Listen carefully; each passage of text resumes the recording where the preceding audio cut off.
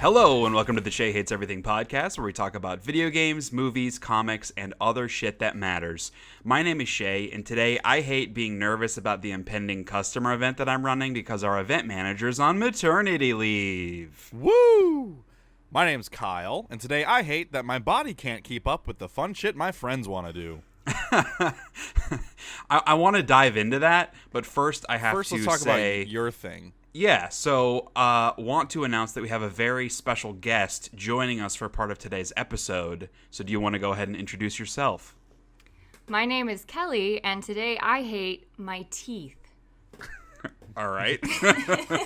Apparently we need to dive into that as well. Yeah. But so Kelly's my wife. I know I've mentioned her a million different times, but wanted to have her on in a little guest spot on today's podcast because we have some news that I thought would be fun for her to share. And that news is that her teeth are falling out, apparently. In my dreams, they do all the time.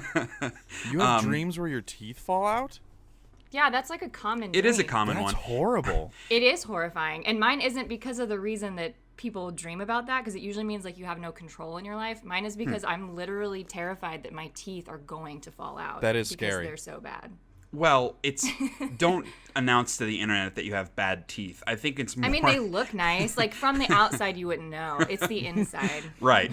Like when you own these teeth, you know how bad they are. I don't, like, not have teeth.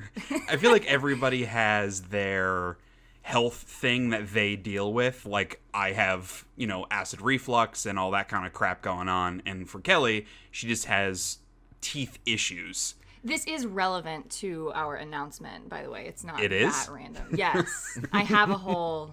Okay. It makes sense. Well, then how about you spill the beans there? I am with child. We have a fourth guest on today's podcast. So, Child, introduce yourself. You are with us. Is the size... Yeah, there we go. Apparently, it's the size of a lemon this week. Yeah, man, it's getting there. And it looks like a human being already. It actually does. Yeah. We find out the gender in a couple weeks. Yeah. We're excited. It looks like a terrifying human being. It does not have looks like an alien. eyes. Its head is misshapen. It is very long in the back. Its head is like half the size of its body. Like its head and then body. Right. It is starting to grow hair though, right? Yeah. Yeah. So things are happening. Its genetics. Feet and hands are no longer webbed. Oh boy. Like an amphibian. That's too bad. So I do Webbing's have a the more future. important announcement than yours, though, and that's that I'm going to be an uncle. That's more important. That's so Big exciting. news for you, absolutely. This is such a special day for you, Kyle. Yeah, yes. Thank you for acknowledging that.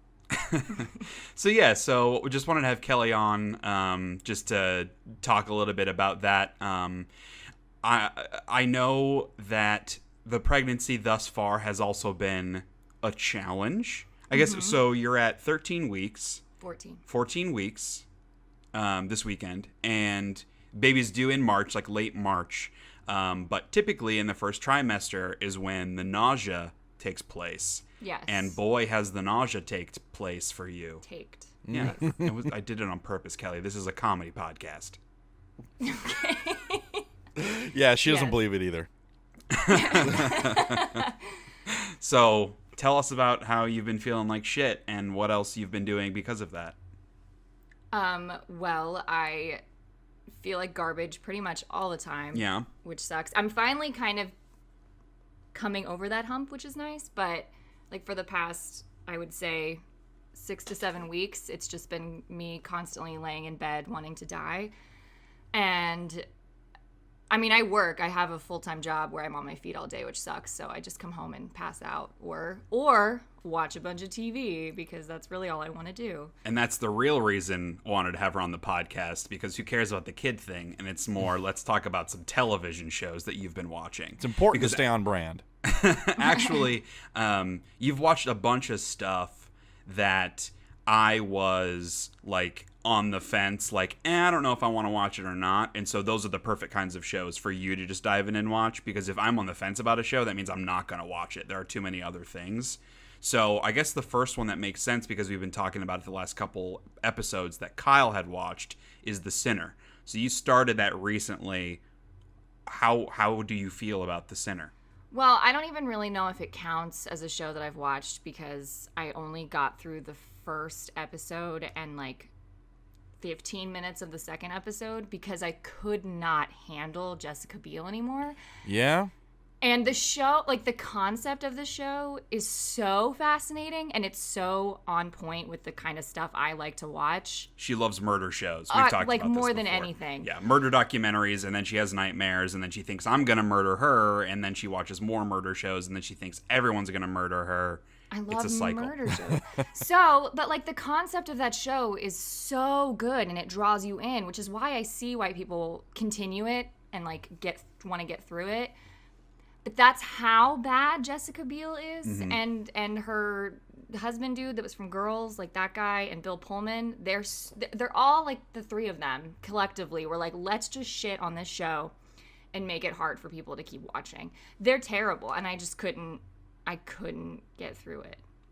Yeah, and But the concept is fascinating. right, it's only. But I don't care. How long has it been out? When was it I released? don't know. Has it been up for a while, or is it relatively recent? It's relatively recent. Okay, Because well. I think they just did season 2 just came out, right? Oh, really? I think season 2 just came out. It's not on Netflix, but because it's, I think AMC. I don't know what it is. But season 2 was out, and it's a totally different show. Like, new characters, a totally different concept. Because the idea of the show is behind, like, why people react in such crazy way, like why people do the things they do. Like, obviously her character just loses her mind and murders a guy. It's in the first episode, so it's not a spoiler. And the second season is about like a totally different, I think it's a kid, but it's totally new characters, and I hear it's much better than the first. So. See, that's good to know because I was operating under the assumption that this was an actual Netflix original show. No. And when we had talked about it last episode, That's what I thought. we thought that it was like a limited series where this was the only thing to happen. Like there wasn't going to be a season 2. It's a Netflix show when you're like scrolling through Netflix. Shit, it's and USA Network. Yeah, okay. Interesting. Okay. That makes more sense of why they're continuing it. Because Netflix, like, they have no qualms about doing a limited series kind of show. But Right. a network isn't going to want to do a little one-off miniseries typically. That's interesting. So it's kind of like a True Detective where totally different story, totally different Because, like, cast. the creator of it, like, that's their whole... I think it's based on a book that has, like, different stories in it that talk about, like, these... I mean, they're based on true events, I believe, and it's, like, all these... And that's why it's so fascinating to me. I'll probably give season 2 a try. But, like, why people react the way they do in situations. And it's, like, the highest stakes. Well, then, stuff. since it's been out for a bit, because Kelly, having only watched an episode and a half, she had a theory on what the ending might be. And Kyle, since you have finished it, I mean, so spoilers for The Sinner season 1, but since it's been out for around a year, it sounds like... Turn the volume down, because I want to know what happens in the end. Or just, like, skip ahead in the podcast. That's typically what people would do when there's a spoiler. Yeah, but instead of, it's like, nice sitting to, in like, silence. Yeah, but then you can, like, think and ponder and reflect. Okay, fair enough. People don't like being alone with their thoughts. No, but wait, okay, I do have it, because that's part of the reason why I stopped watching it, because I thought they made the end really obvious in the first episode, and I was like, well, I pretty much know how it's going to end, so now it's just going to be their journey, and I don't give a shit about their journey. So why does she kill the guy? Give me your theory.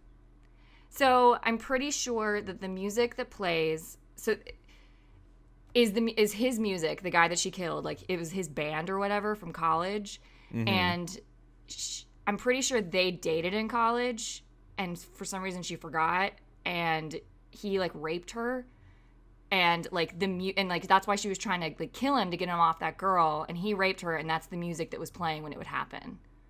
So that's like a bit of a red herring. Like that's a story that she comes up with like halfway through as like, because she's sort of getting a few pieces, so she kind of makes that up as some sort of like a justification to like have people stop asking her questions, because it makes her uncomfortable when people question her about it, because she has blank spots in her memory. So like it turns out that this girl, like this blonde-haired chick that you think is heavily involved and like is her friend, is not actually her friend. She's like the ex-girlfriend of this one guy that was involved, and then it turns out that she's like substituting this chick in some of her memories for her younger terminally ill sister.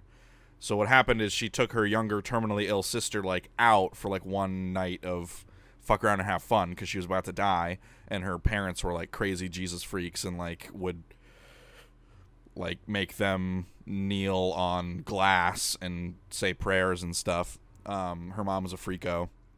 Oh, and yeah. So she has like a lot of like parental abuse, and then like her mom would blame Jessica Biel for her sister's illness, like saying that like you took so much out of me when you were born that you made your sister sick and like stuff like that. So it was really fucked up.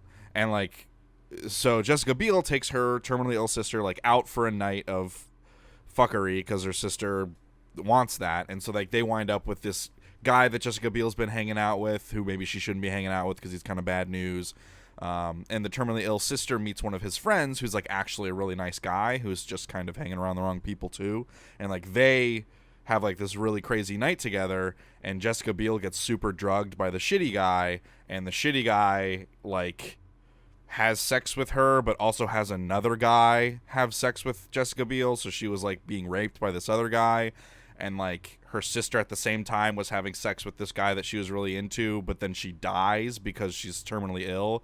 So while they're having sex? Yes. So the guy like stops. Wait, seriously? And he freaks that out was a joke. No, and he tries to save her life. He tries to save her sister's life, but she's beyond saving, and he's like doing compressions on her chest and he like cracks her rib cage, and like I think this song is playing during that, and like you see a lot of like the image of the wallpaper being used. Yeah.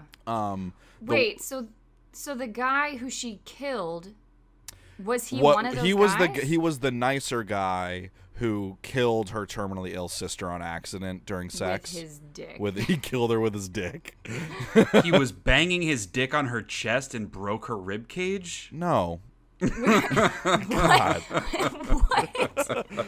So she went into like cardiac arrest during sex, and she died, and he tried to resuscitate her by doing compressions. So he's really good at sex. Like I feel like that's a story for the boys. Wait, you know what I mean? Like I literally, my dick is so toxic. Yeah. Meanwhile, Jessica Biel's character, who brought her sister to this place that she shouldn't have, watches her sister die, hears her sister's chest get broken during compressions while she realizes that she's also being raped by this other guy because she's been like super drugged up. So she just has like all these fucked up memories about it, and like the night's kind of a blur. And then so the nice guy who she winds up murdering in the first episode of the show, well, quote unquote nicer guy, it's not exactly a high bar, his father finds out about the whole thing, and to like cover it up, he buries Jessica Biel's sister's body, and then takes Jessica Biel and like just drugs her until she can't remember what happened,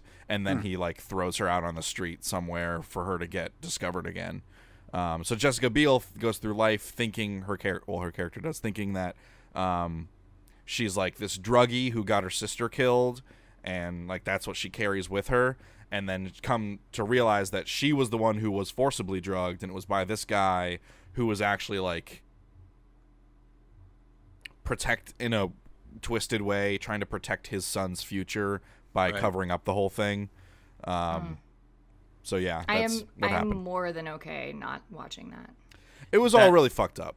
I mean, basically it was the song and rape. And then like the wallpaper had to do with the room in which she was raped, and also the room in which she was held captive by the guy's dad, being drugged continually. So wow. Yep. Doesn't sound like I need to watch that. Not just because it's dark, but I don't know. I just don't want to see Jessica Biel act that. Right. Yeah, she's not capable of it. She gets better towards the end once like the rest of the pieces of her memory start coming together, but she just could not play a character that was not whole at all. She was not capable of that. Poor thing. And young Jessica Biel is just Jessica Biel. They dress her up younger and like try to make her look younger, and she's supposed to be like 19. It does not work at all. It's bad. I love when they do. It's so bad. I don't. And it's just as bad when they try to make younger actors look older too. I always think of in the Harry Potter in the last movie when they do the flash forward. So and bad. I don't know how they thought that worked. Like, I don't know how they were watching dailies and like, yeah, man, they look like they're 40. I'm totally buying this. It probably would have been cheaper to find someone else to play them. They don't have to pay those kids. Dumb moviegoers would be like, who's this guy? Do they recast Harry Potter? Where's the scar? So what else you got, Kelly? I'm also... Well, we'll stick with like Netflix stuff right now. The End of the Fucking World I watched, and I loved that show. And this stars the kid from Black Mirror, correct? Is that the show? Yeah, from that episode we hate. Yeah, the episode we hate. Shut Up and Dance is the name of that episode. It is. He's so good in this, though. That's really interesting because he wasn't bad in that episode of Black Mirror. It was just the whole concept of that episode was flawed because he is supposed to be an older dude that like has sex like with a pedophile. Yeah, like a pedophile. And he looks like a kid, right? And just the whole like emotional hit at the end was not effective because of that. It was just bad casting. It wasn't the actor's fault. He was a kid the whole time. Right. So anyway, End of the Fucking World. But he's great in it, and the main girl. I mean, I've never seen her in anything. She's hilarious, and I mean, it's like a super dark comedy about like it's almost like a coming of age story, but really dark because he thinks he's a psychopath, and so he befriends this girl because he wants to kill her. Like, she's gonna be his first kill. And she befriends him because she's like, I think I could fall in love with him. And they're both really fucked up, and they kind of, the kid hates his dad, and so they're like, screw it, we're gonna leave town and just never come back kind of a thing. And like on their journey they get into some hijinks. Yes. And it's just so good. It's so good. I definitely recommend it. It's only like 10 episodes, and I think they're only 30 minutes. It's not super long, so it's an easy one to get through. But if you like really dark comedies, it's great. It's interesting because obviously it's a TV show. Murder is involved. But the whole idea that he thinks he is a serial killer or a sociopath proves that he isn't one. Because like someone that is like that doesn't know that they are. Like he kills like animals and stuff, like early signs of psychopaths do. Like, he has no feeling. That's bad? Killing animals? I got some splaining to do. Whoa. Wacky Shea. Killing animals. So wacky. But it's bathing really in their blood. Yeah, it's probably not a good sign. If you're doing that, you should seek help. I'm not killing them, just like torturing them emotionally. Like you're a bad dog. No, is that why Beamer always looks so sad and scared? No, of course not. But yeah, so that one's great. And then I started Atypical, which I loved. There's 2 seasons out now, and it's kind of like cheesy. It's like a family comedy, but it's really good. It's about this kid who has autism, and it's kind of like a dysfunctional family kind of show. And like the mom and dad have issues, and the sister's really weird, and he's got autism, and just like how he navigates his life. And I don't know, it was just really cute. Like the main guy I really liked, like the little kid, he's great. What is that? I mean, he's a high schooler. He's not a little kid. He looks so young though. Yeah. He's like a baby, but he's just precious. I don't know, it was really cute. And the only thing that's hard about it is it Jennifer Jason Leigh? Yeah, she's from Breakfast Club. She's the weird one from Breakfast Club. But she's the mom, and it's really she's hard to look at. She's had so much plastic surgery done. Like and her character is also so hateable. Right.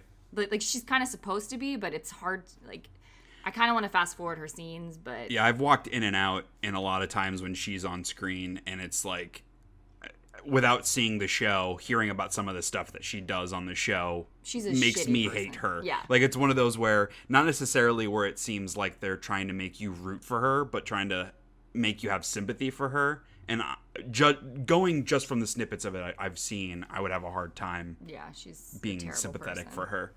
And yeah, she was also in that Tarantino movie, The Western. She was. What was that movie called? The Hateful Eight? Hateful Eight, thank you. Yeah. Yes, she was in that. That was a fun movie. She was good that in was that. Her. Yeah, she was good in that movie. Now that makes okay. Okay, I totally forgot that was her. Okay. She's pretty good then, because this character is totally different. Oh, for sure. Right. Yeah, so then, yes. I also started Veep.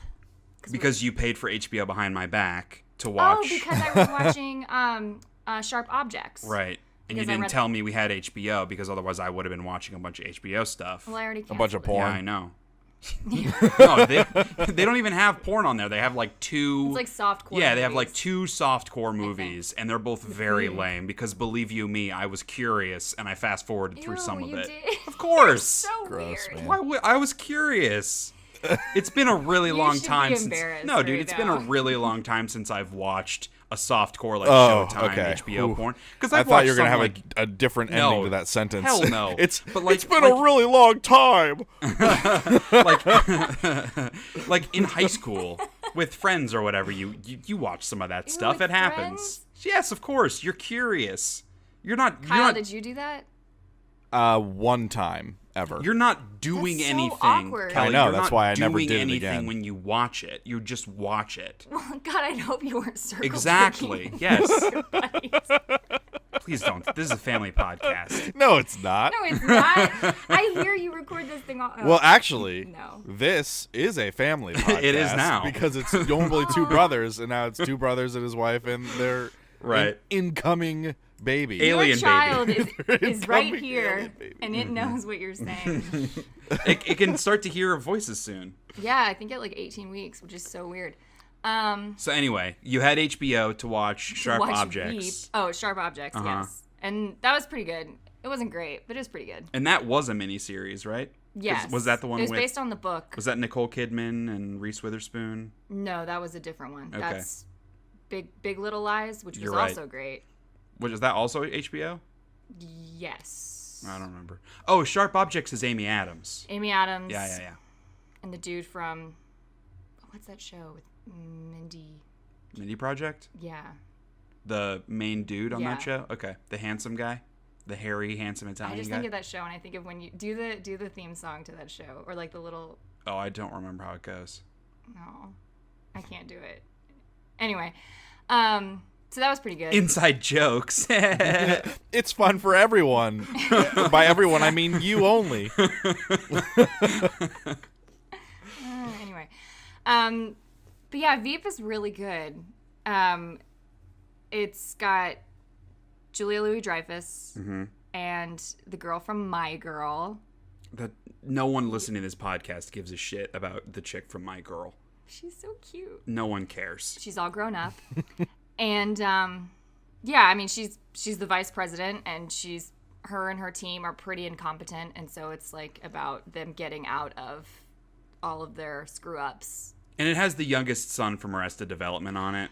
Who is one of my favorite actors of all time. He is very good. Yeah, he is very good. He's hilarious. He's funny to look at. Like, his adorable little head is... He looks kind of like Pee Wee Herman a little bit to me. Oh, wait, Buster? Yes. Okay. I couldn't think of He's that. Yeah, Yeah, he's Buster. hilarious. It's funny. But you fell off of it. It gets kind of repetitive. I got through, like, season 4, and it's just... I don't know. It kind of all became the same thing. Well, they're in another hijink they got to get out of, and then that's the end of the episode. I mean, that sounds like a television show, yeah. It just got repetitive. Yeah. Does she stay the vice president? Or does it become... Do you want to... Spoiler Pete. alert. Pete? They don't change it to Pete, but... crazy stuff happens. I mean, I'm probably not going to watch it. Not because I'm not interested, because it certainly looks funny and it's got a bunch of Emmys and stuff. It was more just because it was on HBO, and I didn't know we had HBO. So. And then you started watching it without telling me, and yeah. No, I told you about Veep. You said you didn't want to watch it. Mm-hmm. And now I'm watching Castle Rock on Hulu, which is a horror show. Stephen King and J.J. Abrams. Yeah. And you watch the trailer for it, and you're like, hell yeah. And I was actually scared because it looks terrifying, and Shea won't watch it with me because he doesn't like horror anything. You baby. Yeah, well, I just don't enjoy it's that. not nearly as scary as the trailer makes it out to be. So that, like, if you're wanting to watch like something really spooky and scary, you're gonna be disappointed.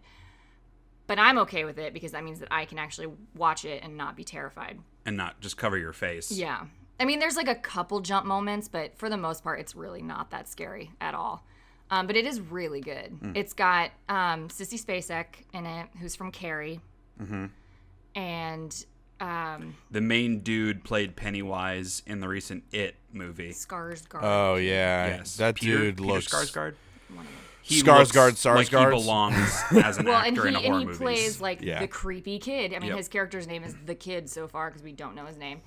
But yeah, I mean, it's really good. This kid shows up in a prison, and it's just a bunch. It's kind of like all of Stephen King's like weird things happen to this town. So like people can hear voices, and people can.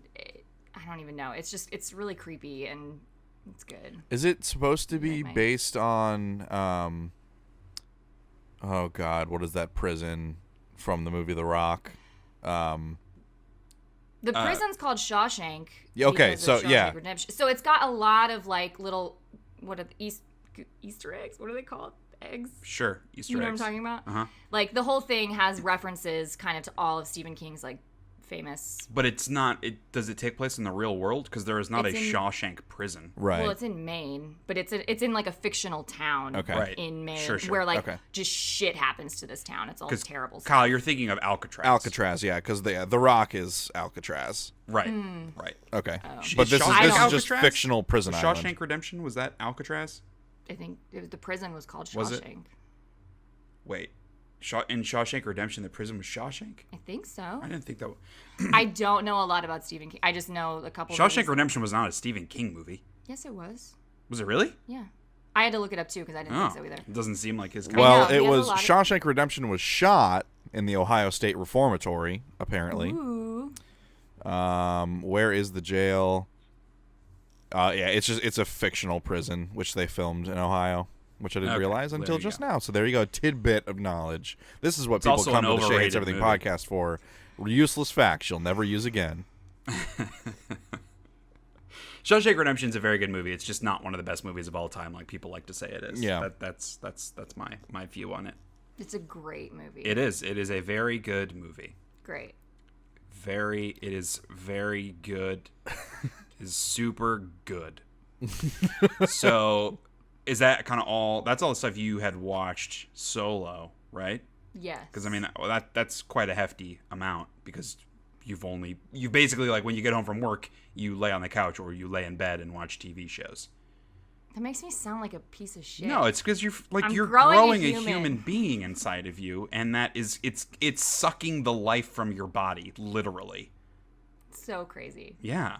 There's no negativity at all about that. It's just glad you're starting to feel a little bit better, a little more active. Back. Yeah. Kelly, what do you feel about being called preggers? Do you like the word preggers or do you not like preggers? I think it's stupid. Okay. Personally. What about pregs?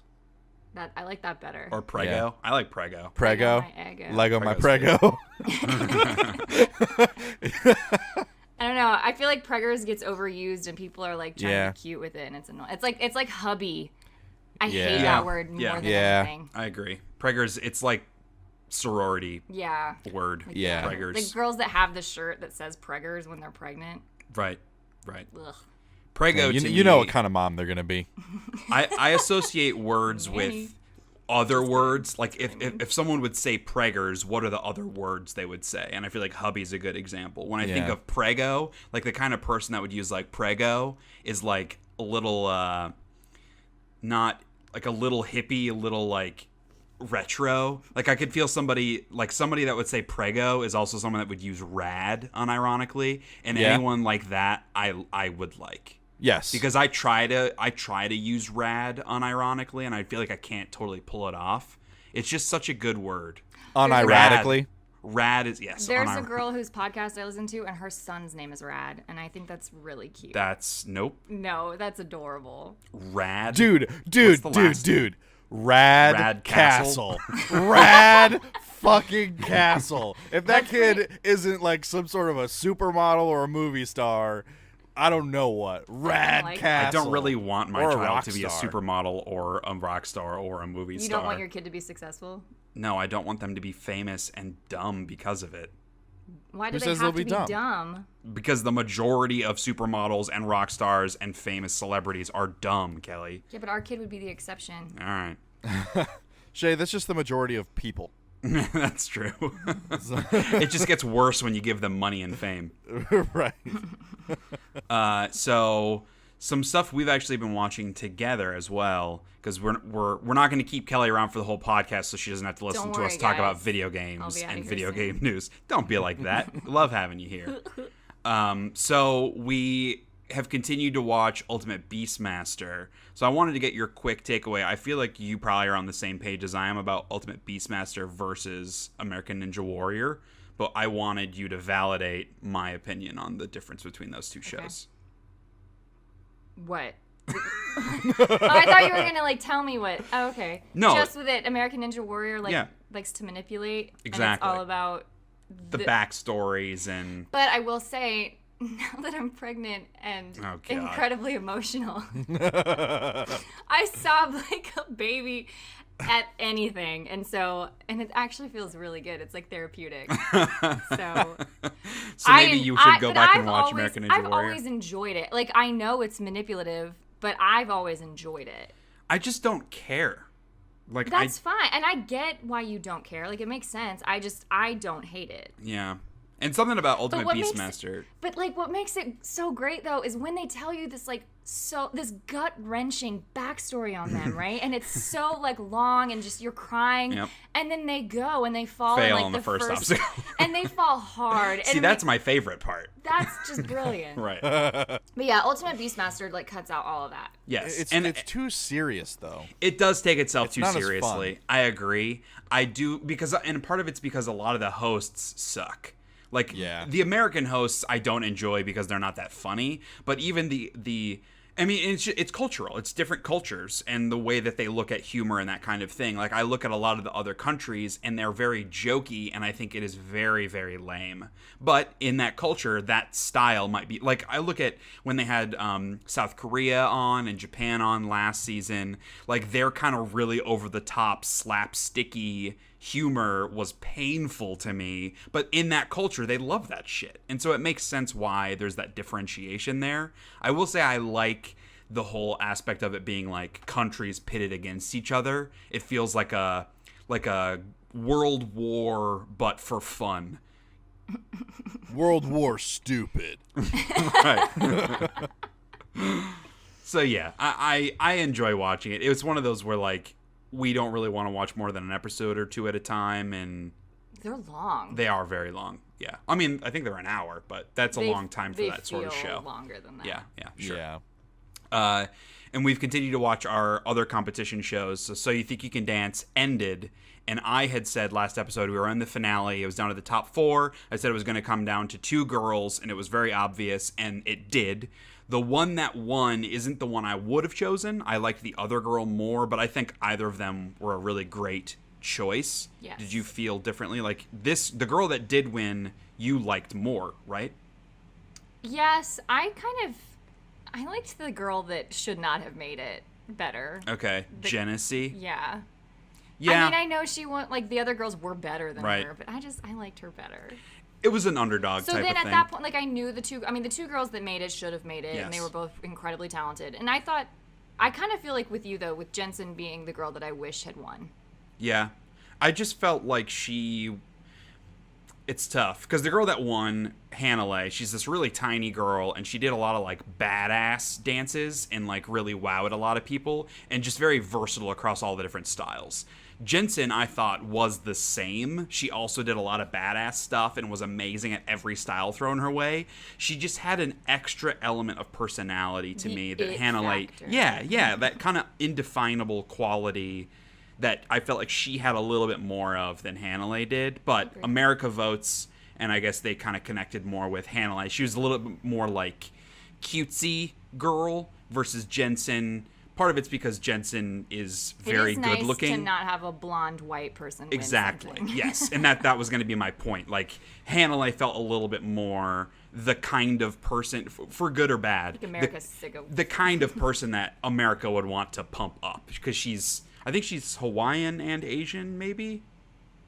I don't remember. I don't know. But anyway, Jensen was very white. White as they come. Right, as white as they come. Like me. But yeah, that's such a phenomenal show. I wish there were more shows more dancing shows that were about the dancing versus World of Dance, which is more about J-Lo's ego, and then Dancing with the Stars, which is more about the stars and who gives a shit about that. So I wish there were more dancing shows that cared about dancing. I actually do want to watch that show. Okay, have fun. I'll watch it by myself. Go ahead. And then Project Runway, we're down to the finale of that as well. I feel like this has been a really good season.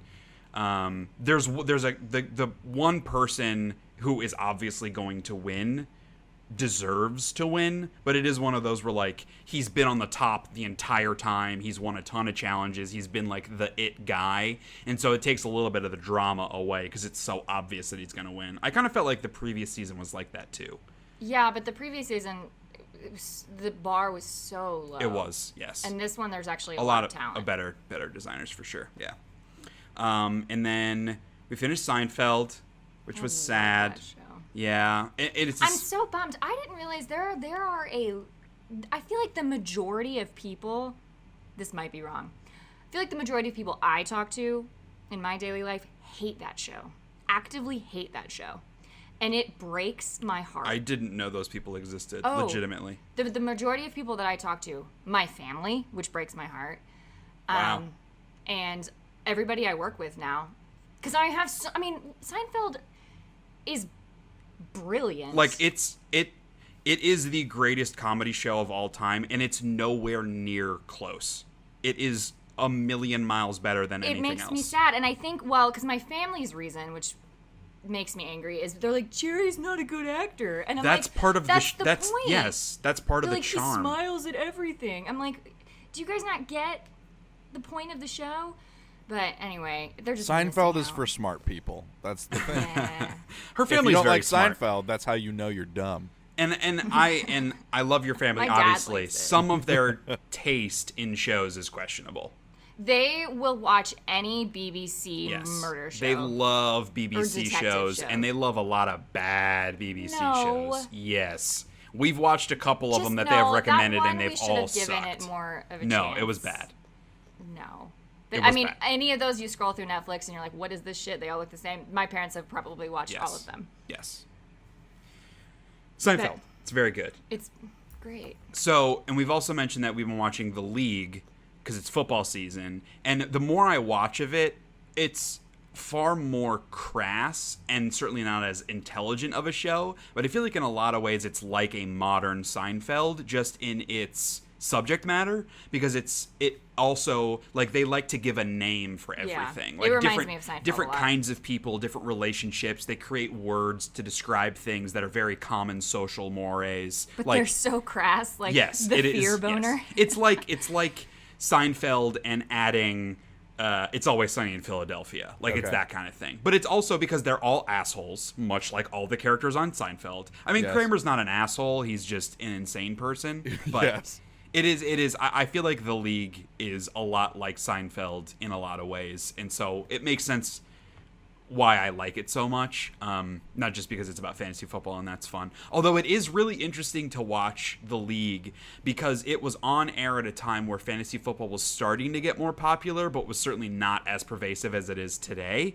And so whenever they talk about it, it's always in more layman terms, or like the way their league is structured, or the questions they ask about, oh, should I start this guy or this guy? The way it's framed, it's very dumbed down because most people watching it weren't necessarily fantasy football players. They were just watching a funny show. Yeah, before you played. Yeah. And you still liked it. I loved it. Yeah. But it's mainly because of Nick Kroll. Right. And Rafi. Brolo Mantzoukas. Cugnado. Jason Mantzoukas, yeah. Zukas. He's very, very funny. Yes. And Nick Kroll is also very, very funny, which is still weird to me that he was in that Operation Finale movie that I talked about, I think it was last episode. And it's a serious movie. He plays a very, like, it's not a serious character or a comedic character, it's just kind of a middle of the road guy. And it was just like very jarring to see him in that type of thing, given everything else I've seen him in is very over the top comedy. Anyway.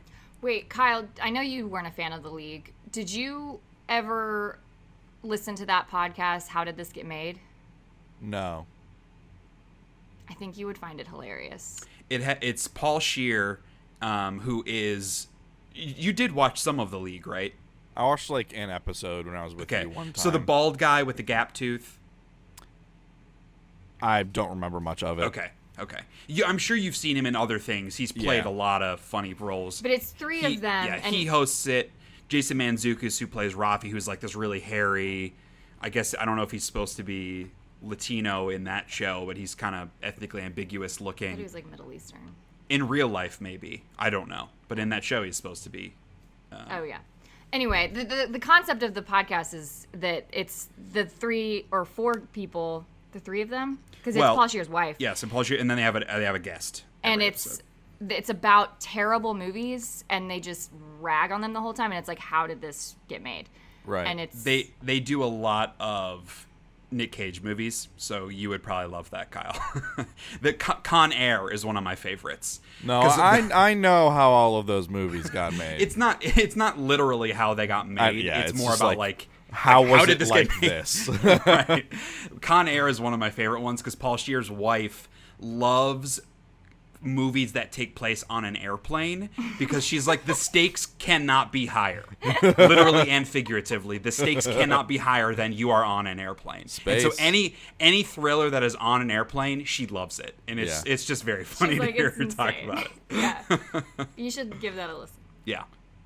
And then finally, and then we'll say goodbye to Kelly and hand it over to you, Kyle, so you can finally talk about some stuff. We started Handmaid's Tale Season 2. So we had watched the first season like a year ago, really liked it. It was very dark and depressing. One, because of the way it's shot, it's very slow.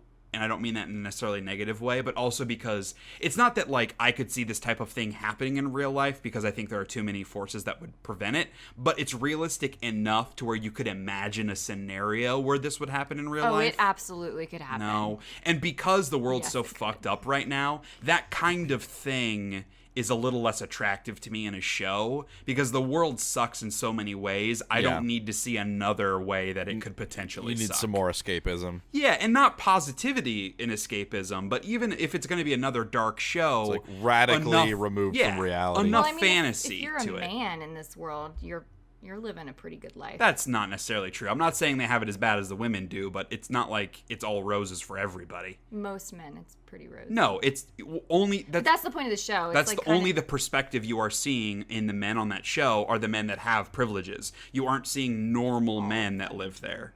No... We don't need to get in a whole fucking thing about this. I don't need to own you on feminism yet again, Kelly. Wow. I own you on feminism all the time.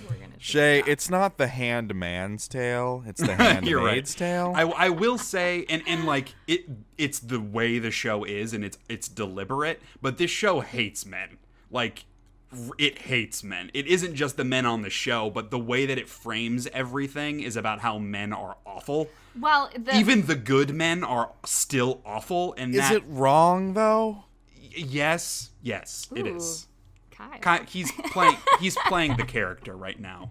I like the character. The character of me. No, but what I think is really fascinating about the show is that it's so like relevant right now with everything that's kind of going on in the world with like women's issues. Yeah. And the book, the first season is based on the book that was written in like 85. And you read it, right? Or you listened to it. It still counts. It's not quite the same, but yes. You listened to the audiobook. Yes. And it was really, really good. You did the dumb version of read the book. Dude. It was really anyway. I enjoyed it thoroughly. And Margaret Atwood is the author of the book, and she also wrote Alias Grace, which is another Netflix show that I do highly recommend that I also watched that I didn't list. But it's really good. Kyle, I think you and Kara would enjoy it. It's more of a period thing, right? Period movie. Yeah, but it's about murder. Of course. And it's really good. Yeah.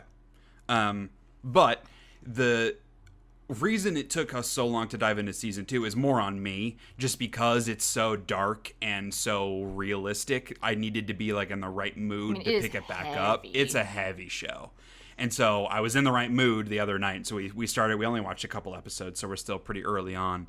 And it's still that. I mean, it is amazing. I don't want to undersell it. Elizabeth Moss is absolutely phenomenal in this show. Yes. Really, all the actors are. But the story of it's very interesting. And learning all the little details about how things used to be is also... And, like, they're focusing in season 2 a lot more on the transition of, like... Because the conceit of the show is...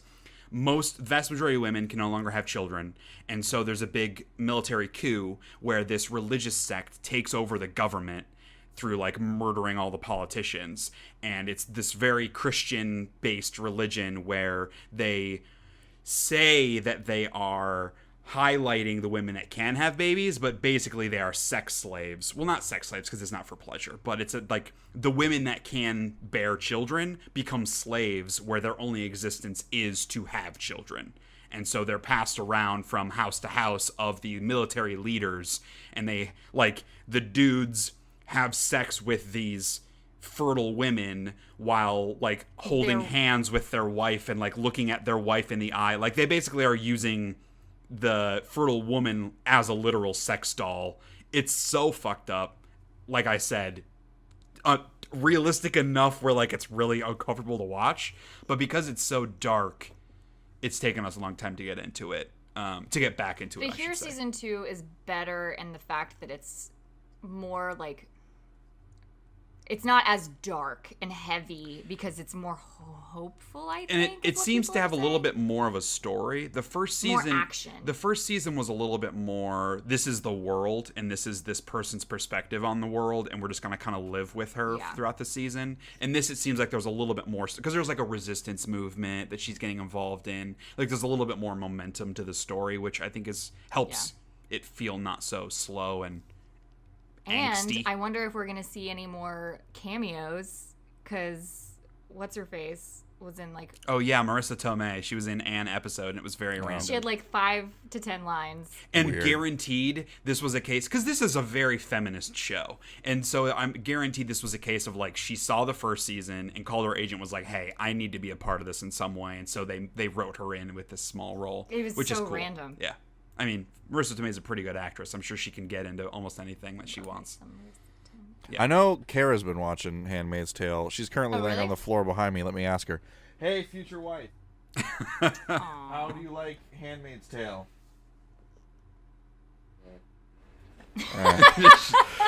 The response was, "It's pretty good." So there you go. Well, we'll have to have her guest on a future podcast so we can hear a little bit more in detail. No. Well, all right. I mean, that's kind of everything we've been watching together, yeah? I think so. So, after 50 minutes, which was much longer than we originally anticipated. So this is perfect time to let Kelly go, because our dog's barking at somebody at the door. Thank you for having me. Yeah. Yay. Okay, Thanks I'm going to go joining. figure out who Bye, Kelly. Okay. Bye, Kyle. Well, that's fun. Yeah, I guess it was an awkward departure. Apologies for that. And it was like, we were worried figuring out how we wanted to go about this because I only have one microphone. And so Kelly and I are kind of like huddled around the same microphone, and my back already hurts from like leaning over the whole time. Well, I'm sure her back is going to hurt a lot more in the near future, so you can just get over it. You're not wrong. We can go back to our regularly scheduled programming. So Kyle, I'll hand it to you, since we're already talking about stuff we've been watching. What kind of stuff have you been watching lately? I have one note. Uh-huh. And that is some anime crap. Yeah, okay. That's all I've been watching.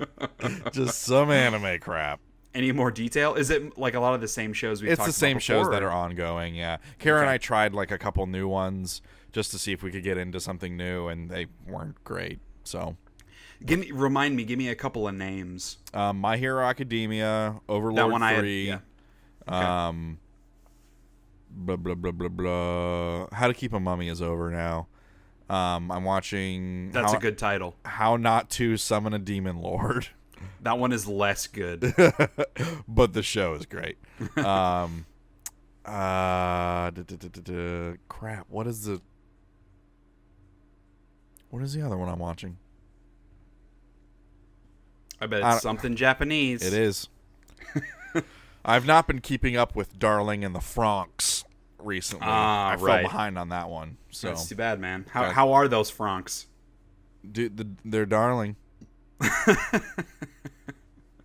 They're darling. Well, I guess the only other thing I've been watching, and then you can talk about some video games. I did start season 5 of Agents of S.H.I.E.L.D. Yes. So I appreciate you talking about that last episode and reminding me. I'm maybe 4 or 5 episodes in. The story has yet to really pick up. It's kind of more just establishing the new status quo for the characters and the new characters that are on the show. Right. I really like Deke, the new guy. He's kind of the Han Solo sort of smarmy smuggler cheat guy who I really like Deke too. They do some really fun comedic stuff with him. Right. And he has the right energy for the show. Yeah. There's a new girl, Tess, I think her name is. I like her less. I just don't it sounds rude to say. I'm not convinced yet that she's that good of an actress, which I think is part of it. But she hasn't been as involved as Deke has up until this point.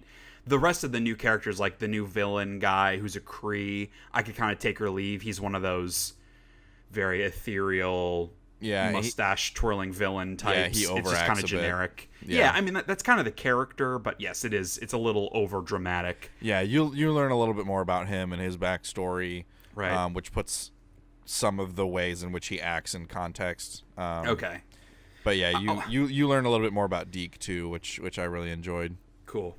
I'll say up until this point, well, I guess I should say I'm not sure how I feel about this yet, but I do feel like this season has a lot more tongue-in-cheek than previous seasons. Yeah. And I think it's because so much insane shit has happened on this show that them being captured and going, because I found out that they're in the future. So them going, they're now on a space jail in space by the Kree in the future. That's not crazy. Right. Compared to some other stuff that's happened. Because they literally came directly from the framework and were put almost directly in this place. Yes.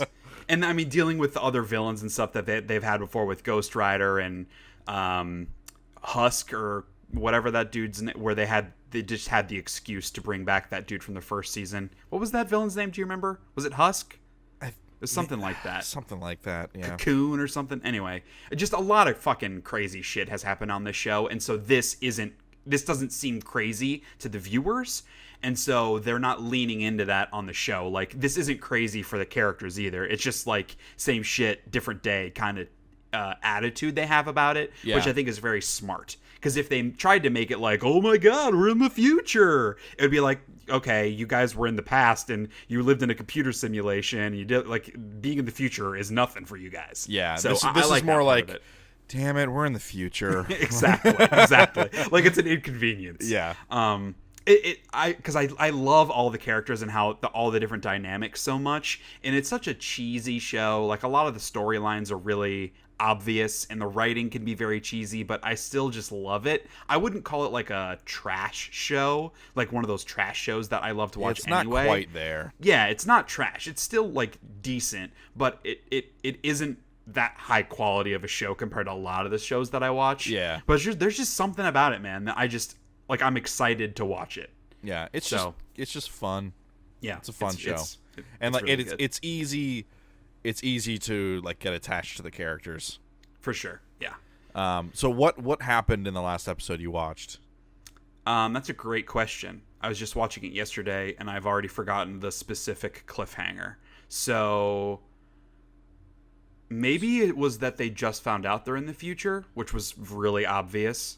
I mean, they know. That we know that the voice that was coming through the transmission, we found out is Deke's dad. Okay. Or he says it's his dad. We haven't explored that yet. And we know that the main bad guy wants to get off the station.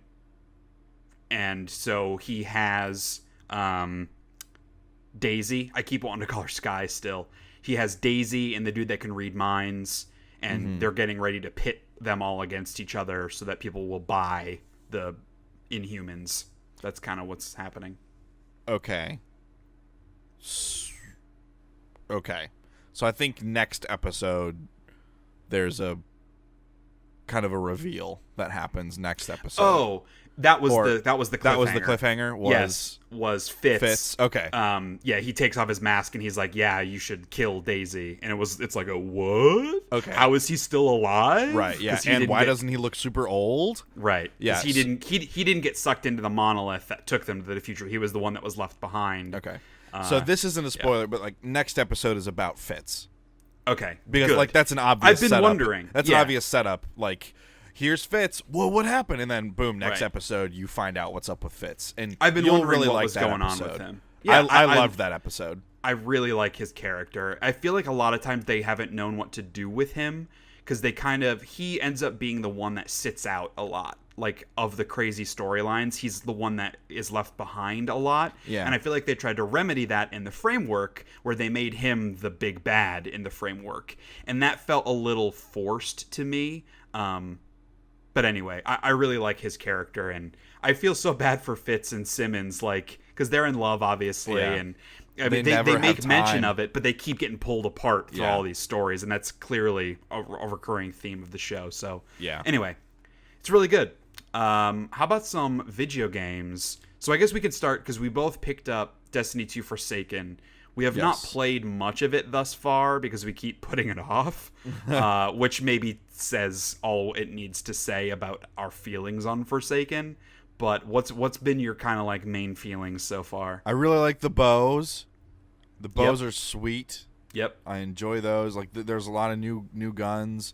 I don't care for because like I was kind of under the impression that when you pick up a gun, it could kind of go in your primary or your secondary slot or whatever. But now it's like there are like the same guns that will drop, but it's like the primary version of the gun or the special version of the gun. Like it just like it's like a crapshoot, which is I think is kind of a bad way of doing it, but whatever. Agreed. But I do like how if you have two kinetic weapons equipped, both in your primary and your secondary slot, you don't get special ammo drops. You only get ammo drops for the gun types that you have equipped. Okay. Which is good. I didn't notice like that. Yeah. Or at least that's what my buddy told me. Yeah, I like a lot of the new armor. I like the new area. It's just a little too drab. So yeah, I like not the new like enemies. New area. I guess I should say the new enemies are good. They're a great variation on the Fallen. Yeah. I mean, they still fit into all the familiar archetypes, but there's enough stuff about them that is different that they're like interesting. The dudes to fight. with the actual shield you have to shoot around that they carry, and then there's the dudes with like the swinging fire chain balls where you shoot them and they blow up. The explodey, crawly dudes. Yeah, like the new enemy types I think are good. I also like the Barons. Like they're kind of lame, like they're kind of caricature archetypes of things, but it's interesting enough to go and try to chase them. We've taken down two or three, I think, at this point. So we're still very early in the story. I will say that like the general feedback on this has been really positive. It's like when The Taken King came out and people were like, they fixed Destiny, and then they unfixed it, and now they've fixed it yet again. I'm not seeing that yet, but we're not at the end game, which is where I think a lot of people have liked the changes. I'm just not seeing what the fuss is about at this point.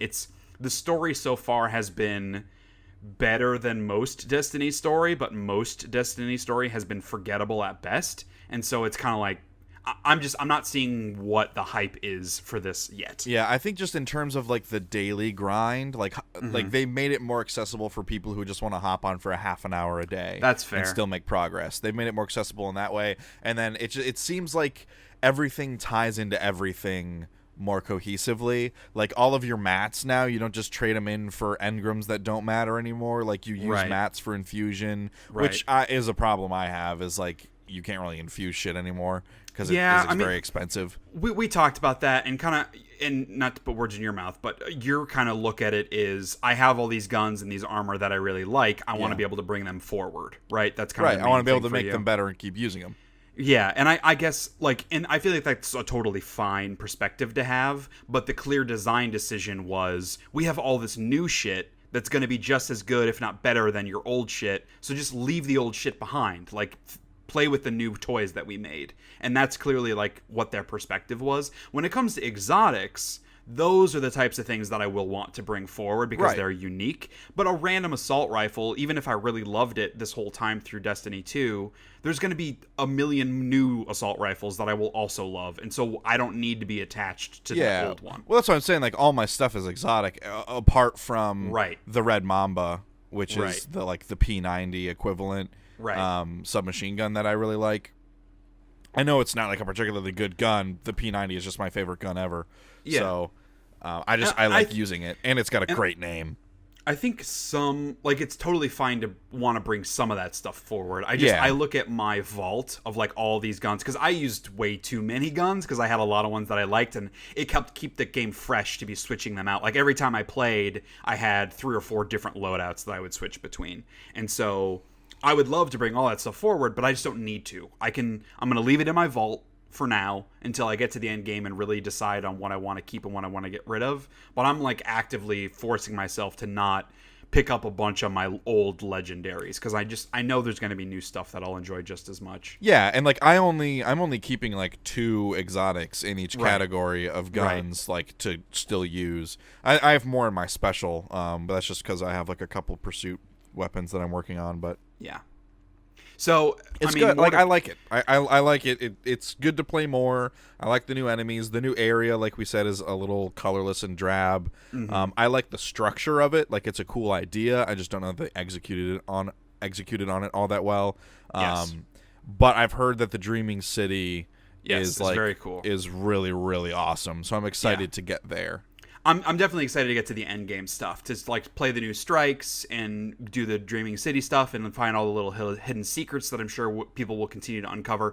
All of that is very exciting. It's just the actual story up to this point of like the main through line isn't like hitting me that hard. It's just more Destiny. And so I'm kind of like, I going into this, I was already like, I'm not totally convinced I want more Destiny right now. And that hasn't changed. I still like I will play this, but mostly because it's fun to play games with you, Kyle, and play with Cody, with the 3 of us, not because I'm enjoying my time in Destiny. So maybe that'll change when we get to the end game, but up until now, I would rather be playing other stuff. Yeah. So what other games have you been playing?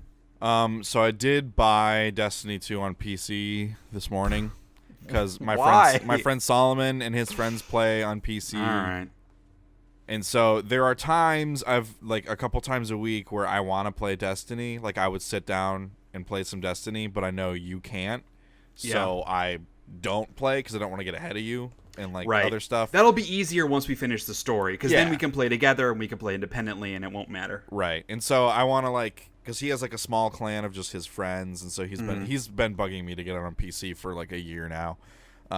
So I finally just caved in and got it. So I'll be able to like then just play with him. And I've only ever played a hunter. I had like a level 5 Titan in the first Destiny, and that's the only time I've ever not played a hunter.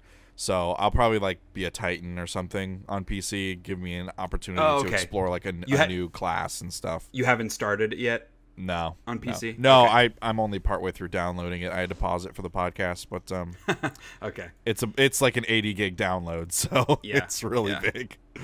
But yeah, so I'm excited is maybe too heavy a descriptor, but I'm looking forward to it.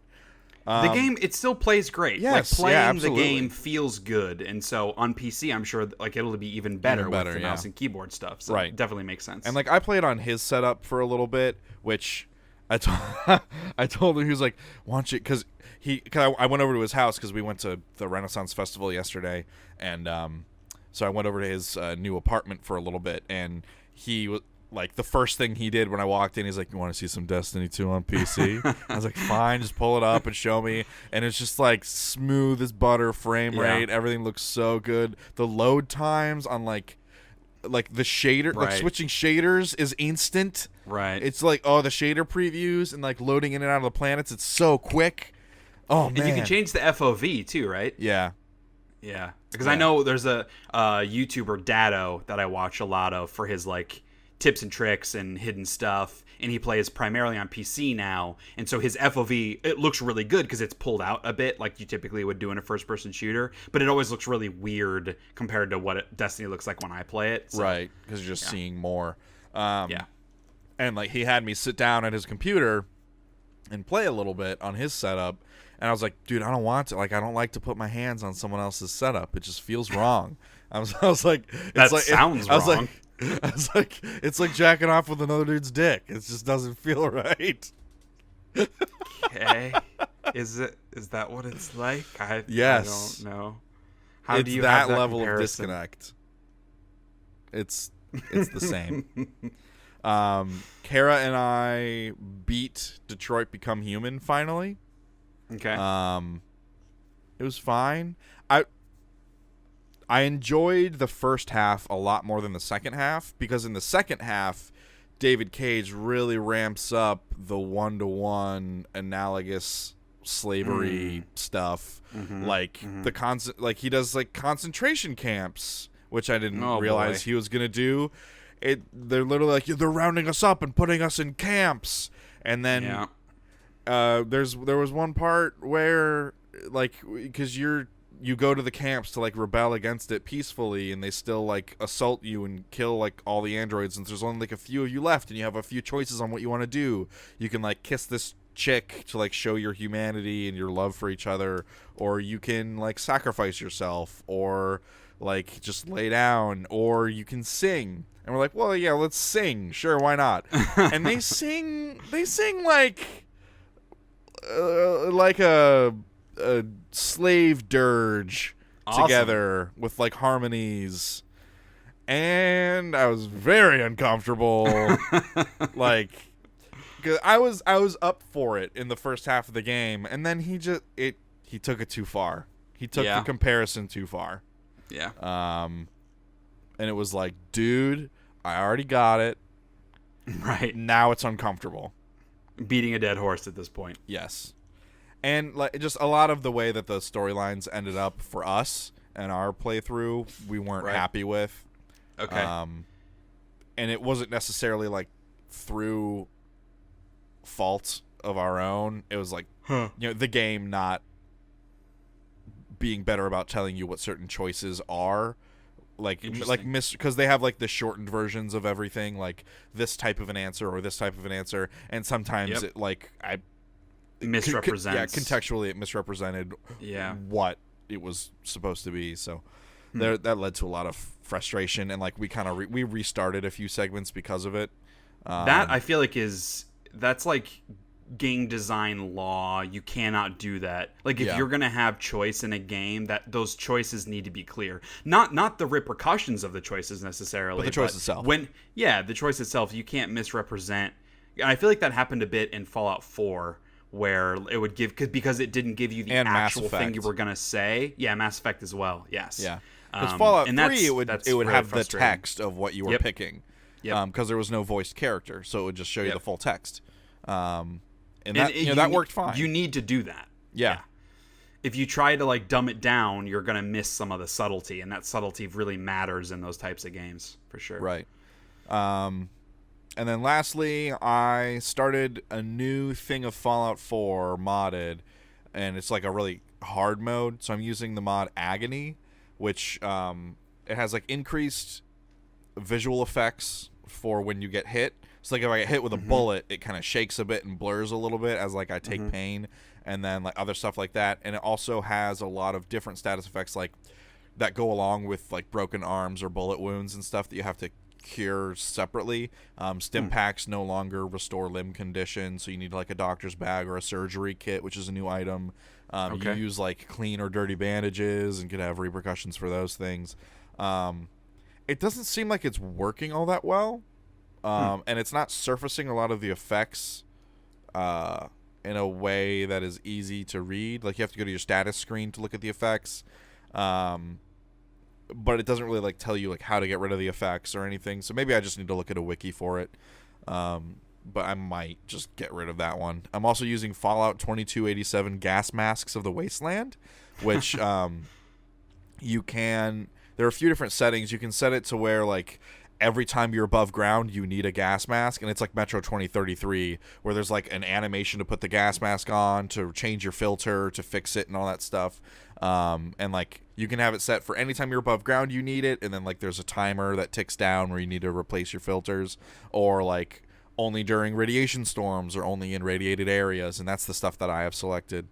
So that's an interesting one. And like as you take damage, your gas mask will get like bullet holes in it and stuff, just like in Metro. Okay. I'm also using the 5x XP until I get to level 20 because I'm using the mod War of the Commonwealth, which adds thousands of spawn points for different types of enemies and groups of enemies. Yeah. So, like the first 20 levels are like impossible because you're running into really hard enemies that you just don't have the capability to fight. So that's why I'm using the 5x XP until I get to level 20, and then I'll go ahead and take that off because by that point I'll be able to better handle myself with some of those tougher enemy types. I'm using the cross crit gore overhaul or Gorverhaul. It just has like different gore effects on critical hits. Heavy weapon, more power, because the heavy weapons in Fallout 4 are always really underpowered. So it also increases the damage for enemies using them as well. ENB lights overhaul, enhanced lights and effects, starlight is bright again, NAC natural atmospheric Commonwealth, True Storms, Wasteland Edition, Vivid Weathers. True Storms is really good. I played with that on Skyrim, and they ported it over to Fallout, so I'm sure that that's a really cool mod. Yeah, and it has just like a ton of different types of like radiation storms and weather effects, and that ties in with gas masks of the Wasteland. So any storms that would give you radiation damage, it's increased if you don't have a gas mask on. Which is cool. And then like just like the ENB that I'm playing with is like really bleak, but like it's kind of like a slightly desaturated, but I'm using like a lot of greenery, so it still kind of like balances out. And it uses like, so like interiors are super dark, so like you need your Pip-Boy light on. Like it feels more realistic in terms of the lighting in each area, especially the interior areas. I'm using floating damage numbers just because I really like those. It lets me know how much damage I'm doing to various enemies or when they're taking damage. Clean power armor HUD because I think the vanilla one's way too busy. Swinging animated meat bags. If you don't know about this mod, I highly recommend it. So all the mutant... That sounds game changing. Yes, all the mutant meat bags now swing and they're animated, and they have like a little creak and like a little kind of sounds along with them, like they drip blood and stuff. Yeah, it's great. And I'm using like a couple armor mods and like just a bunch of crafting packs still for all the settlement stuff. But sweet. So yeah, that's a lot of fun. I've never done Fallout 4 survival mode. I feel like maybe I should have tried that first before going for all the modded stuff, but I don't know. I mean, if you're on PC, the mods are part of the fun. Right. I feel like you gotta dive into that. The only other thing I've been playing is a shit ton of Spider-Man. Right. Like a shit ton of it. I don't know how many hours I'm in, honestly, but it's got to be like 20 at this point, at least. The story is a lot longer than I thought. I'm not sure where I am in the story yet. Like, I don't know if I'm a halfway through or 4/5 of the way through, but there's been a lot more story missions than I anticipated. So I've done most of the side content already.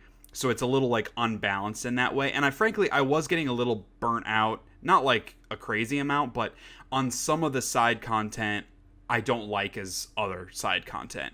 So like I really enjoyed finding all the little backpacks, which is basically just need to go to a spot and pick it up. I like taking all the pictures of the landmarks.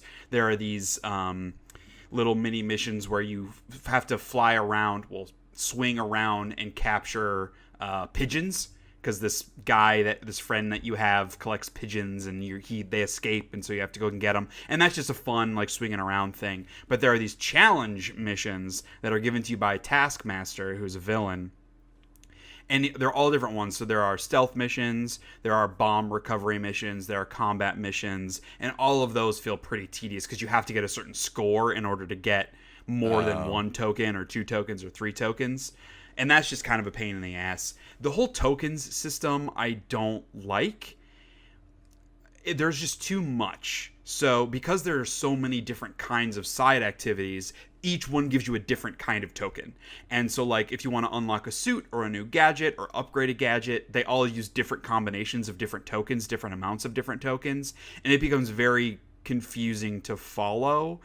And really only certain tokens are ones that like I need more of, but it's just I feel like a better system, and I'm not a game designer, but I feel like a better system would be if there was only one type of token, but the different side content give you different quantities of it. So like the really easy thing, like the backpack recovery, gives you 1 token, but like a combat challenge gives you 6 tokens. And so then when you're buying new gadgets, upgrading the gadgets, buying new suits, you just need 20 tokens or 35 tokens or 6 tokens. And that way you can play and engage with whatever side content you want to get the things you want. But if you want to get everything, you still have to do everything. I just feel like that would have been a little bit better of a system, a little more like user friendly, because like, oh, I want to get this specific suit, but I don't want to do that specific type of challenge, so I can't get the suit unless I do the challenge, and that's just kind of annoying. What's the explanation for you getting the suit and stuff? You just do it from a menu and then you have it? Yes. That sucks.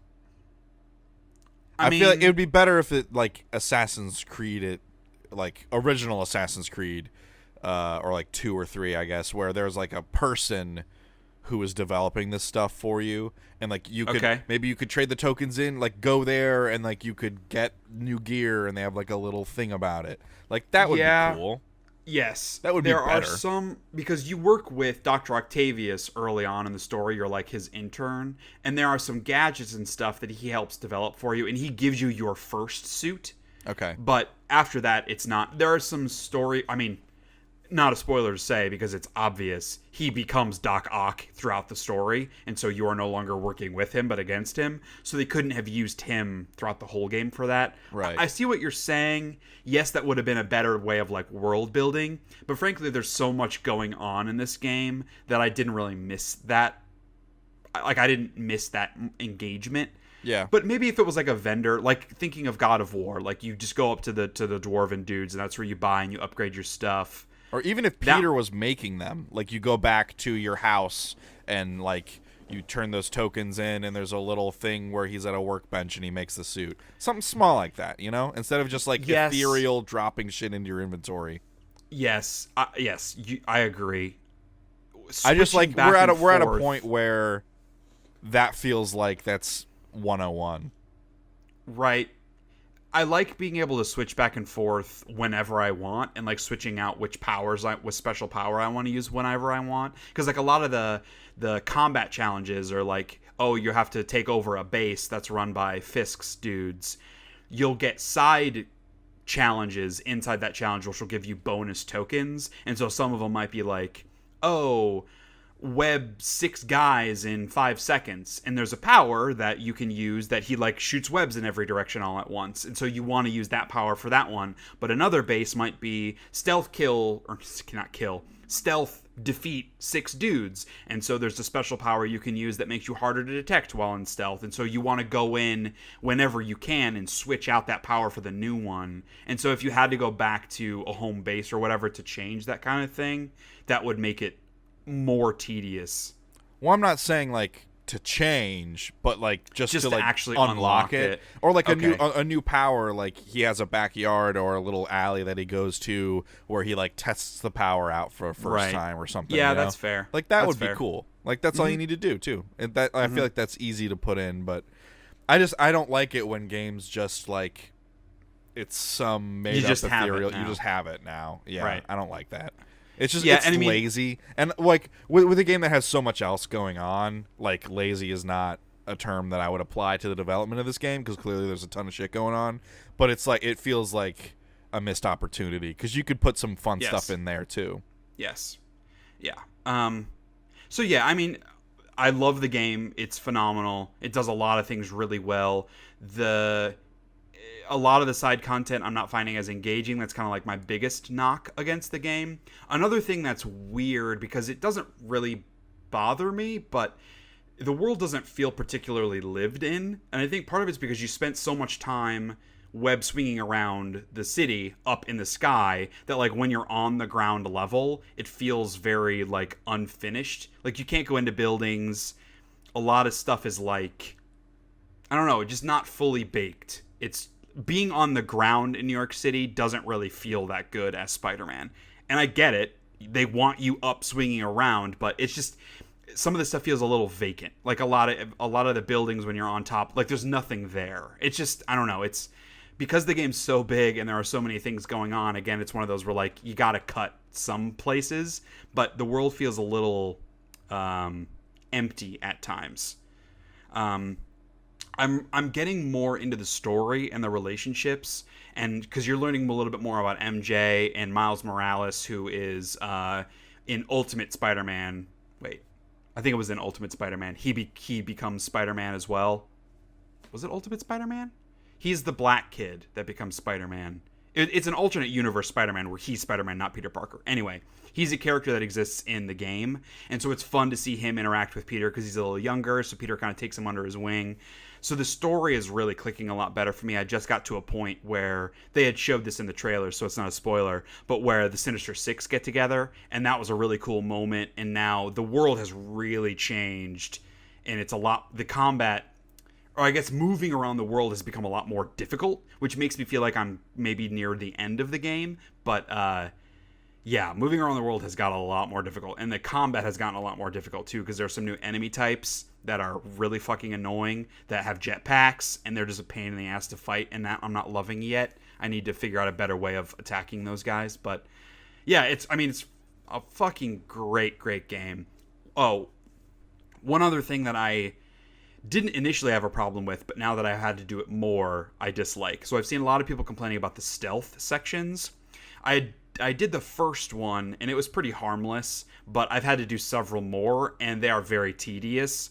They give you some tools to make them a little easier, like you can distract guys with this or whatever. They're just not fun. Like, it's not like really good stealth, and so it feels a bit throwaway, but there's enough challenge to it where you have to try, and it's just not fun.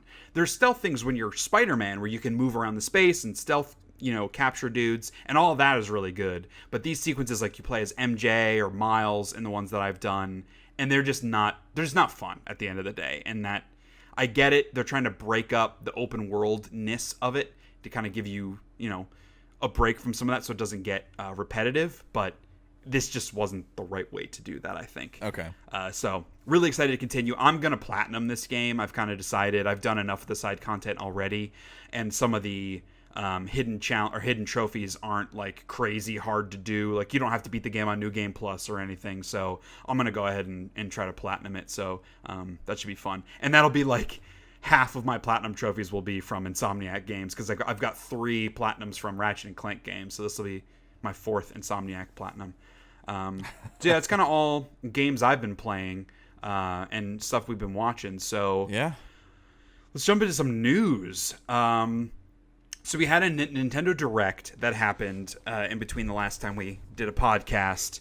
And they talked about a bunch of shit, frankly. Yeah, so, it was a big one. They showed a bunch of new games, but I guess the big thing to talk about is this new firmware update that is related to the online service. So this new update, like the online service is officially live now. So hopefully you got your time in Splatoon 2 and Mario Kart Deluxe for free, because you got to pay for online now. But it also adds cloud saving for some games, which we talked about last episode, that it's maybe not being implemented in the best way. But that's available for some games. They kind of stealth released the ability to digitally share across different consoles. So, like, it's kind of like the PlayStation 4, where you can have your primary console and then secondary console. So, like, if I have my PS4 listed as my primary console, if I go to your house, Kyle, and log into my PlayStation ID, I can play games that are on my PS4 on your PS4, which is a pretty cool thing. And you can do that now on Switch. Makes it a little bit different because it's so handheld. I'm not sure how all those details are going to work, but yeah, it's a cool thing, and especially that they didn't really talk that much about it before putting it out there. It could be a neat kind of benefit for folks that have friends that have Switches, or like families and that kind of thing. Yeah, and it's not something I expected Nintendo to do because they're so backwards about all online functionality, and their whole idea of like account sharing, and like it's all been console specific in the past. So this is a pretty big shift, a positive one. They also outlined the 20 games that are going to start on their online service, and they're going to put up more every month. So some of the big hitters, it's a lot of like original NES classics that are on there right now. So they got Donkey Kong, Super Mario Brothers, Ice Climber, Dr. Mario, Double Dragon, Tecmo Bowl, baseball, soccer, tennis, hockey, balloon fight. And then in the next couple of months, they're going to be adding games like, the original Golf, the original Metroid, Ninja Gaiden. So there's a lot of really classic, heavy-hitting games on here, which is cool. I think Super Mario Brothers 3 is also on there or is coming soon. So some of the, like, Super Mario World isn't on there. Some of those aren't on, I think just because they know they can make money from people buying them in the eShop. Yes. But it's still pretty cool that... they're going to be adding more, and the games that are on there right now are all good. Like, those are the types of games you would want to play again. So that's pretty neat. And they also showed a new NES Switch controller, which is really adorable. The use of it doesn't seem that awesome other than playing some of these old games, because it's laid out differently than a regular Switch controller. And so that seems like it'd be a pain in the ass to play actual Switch games with it. So it's more of a niche thing, but it's really cute looking. Yeah, but it's also, I heard it's limited to one per online account, even if it's a family account. You can only buy it if you have a Nintendo Online account. Weird. Yeah, like if you're paying for their online service, you can only buy it, and it's limited to one per account. So I believe that includes family accounts. What? That's so weird. Yep. So sometimes by I don't purchasing get their Nintendo, online man. service, you get the ability to purchase this NES controller. That's so bizarre. I know.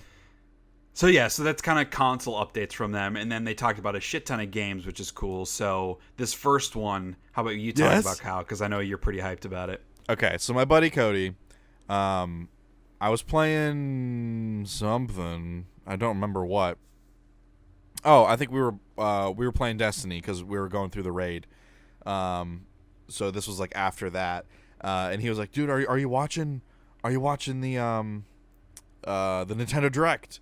I was like, no, I'm not. I'll just read the news later. And he's like, "Dude, you need to watch right now. They're announcing a new Animal Crossing game." And I was like, "What? And like I ran to my computer, and he's got I got him on the phone. I'm like, "What? New Animal Crossing game?" I'm like trying to load. I was like, "Where the fuck is the stream, man?" And then he's like, "Oh, wait. Oh, it's just fucking Isabelle and Smash Brothers." And I was like, "Fuck this Nintendo bullshit. Like, this sucks. I fucking hate Nintendo." And then he's like, "Yeah, I'm sorry, man. I got your hopes up." And then I hung up and I found the stream. And as I loaded into the stream, it was like, "Oh, but wait, we have one more Animal Crossing announcement. Yeah. There's a new Animal Crossing game." And I was like, "Oh, Nintendo, you got me, you fuckers."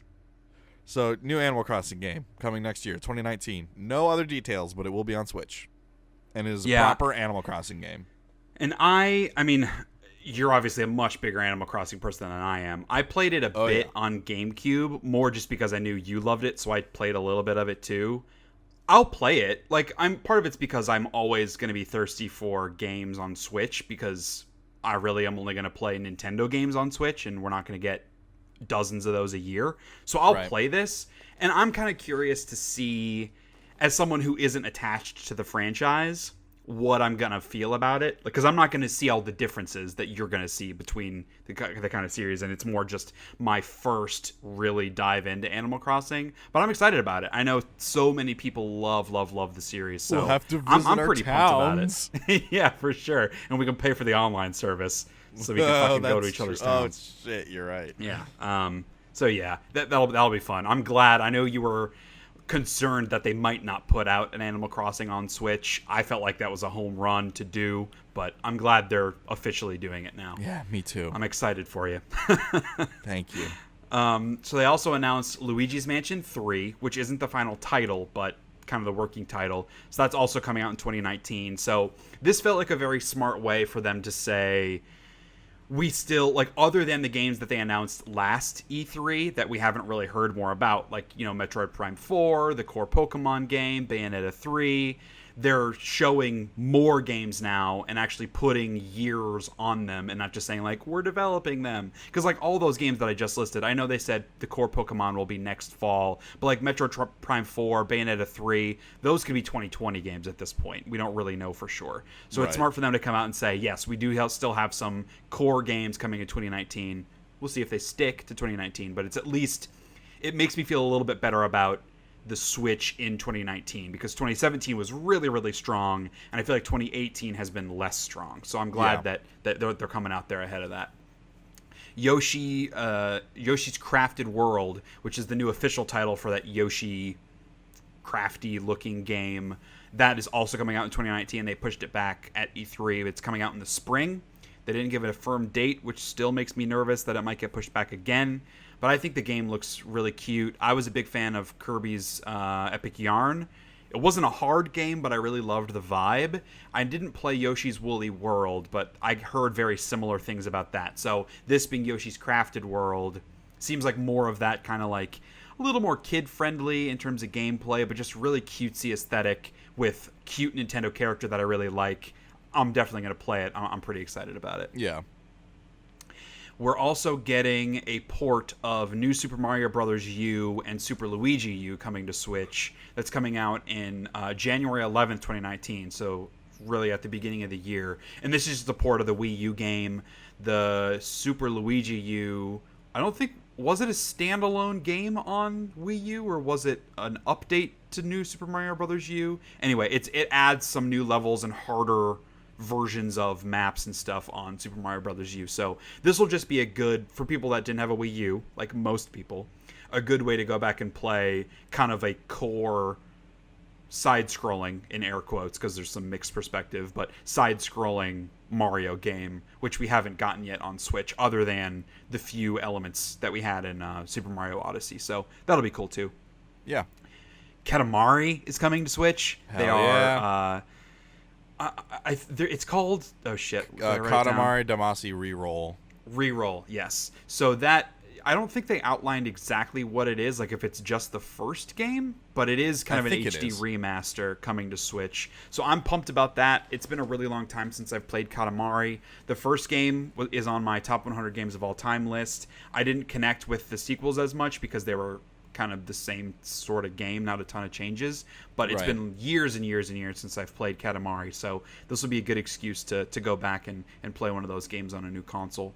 Yeah, one of the fun ways to play Katamari was co-op, which is each person has one hand on the controller, and so you kind of have to like roll together, because the control scheme is your analog sticks determine which direction you're rolling. So both forward you go forward, both back you go back, and then you kind of alternate one forward and one back to turn. And so this will also have co-op support where one person holds one of the Joy-Cons, the other person holds the other Joy-Con, and you can kind of control it that way. So that's a lot of fun. Yeah. We're also getting some other ports. So Diablo 3 is coming to Switch November 2nd, and Cities Skylines is coming to Switch. It's actually available now on the eShop. So that was a PC game. I think they also brought it to other consoles, but it was they really brought it to popular. PS4 and Xbox One a little later. Really popular city building sim. I know I watched a lot of it on BOO's channel when he was playing it.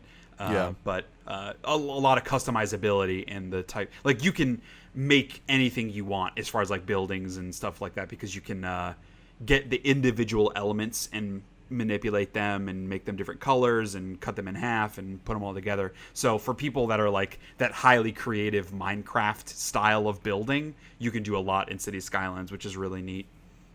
We're also getting a bunch of Final Fantasy games. So Final Fantasy 15 Pocket Edition is available now. Not sure why you'd want to play that, but you can. World of Final Fantasy, which has been renamed to Final Fantasy Maxima, is coming on November 6th, this was like the, what is it called, chibi version of some Final Fantasy it's characters. Almost like Pokemon, where you're capturing like the other creatures that you come across, and like you stack them up, and they fight other stacks. You played some of that, didn't you?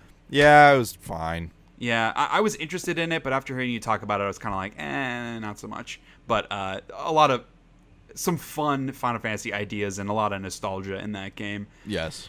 And then this winter, Chocobo's Mystery Dungeon is coming, and then they announced that next year we are getting Final Fantasy 7, 9, 10, 10-2, 12, and Crystal Chronicles. So a lot of really, I'm really excited for Crystal Chronicles. That is a super underrated GameCube title. I really enjoyed it. But the whole multiplayer thing where, like, you need the one person to carry the lantern thing, like, that was not a good design decision. Because that person doesn't get to play the game. Like, that sucked.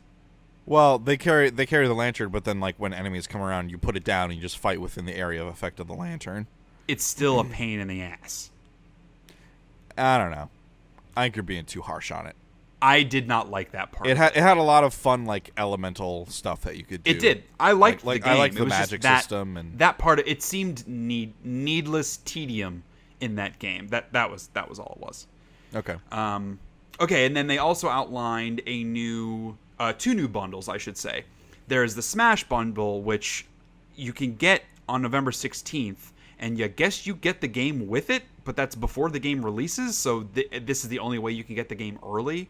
And it's just a Smash-themed bundle. It's got the little Smash icon on the controllers, and then some of the original characters on the actual console thing itself. It's a cool little thing, great controllers. But the bigger one is the Pokemon Let's Go bundle, which is adorable, and it has Eevee and Pikachu, so it has a yellow Joy-Con and a more like tan brown Joy-Con for Eevee, and it's just fucking cute. It has both of them on there, kind of etched into the console. It's very cute. Yeah, on the dock, exactly.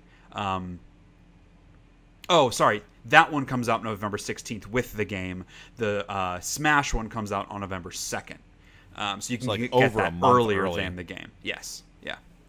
I wonder if the download code just won't work until December 7th. Yeah, I don't know. It seems weird to release this like that much in advance of the game. I wouldn't be surprised to see them give the game early to people that buy this, but who knows?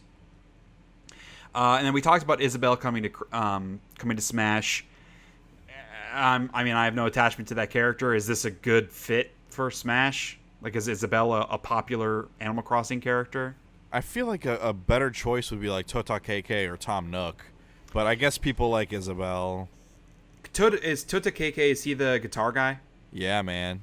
Yeah. Isn't he an assist trophy, or he has been in the past? Dude, I don't know. I don't play Smash. And I think maybe Tom Nook was an assist trophy at one point as well. But he's a bastard, so I don't really want to play as Tom Nook. He's the king of capitalism. Yeah. And then we got an announcement that Game Freak, makers of the Pokemon games, are working on a brand new RPG, which seems to have some...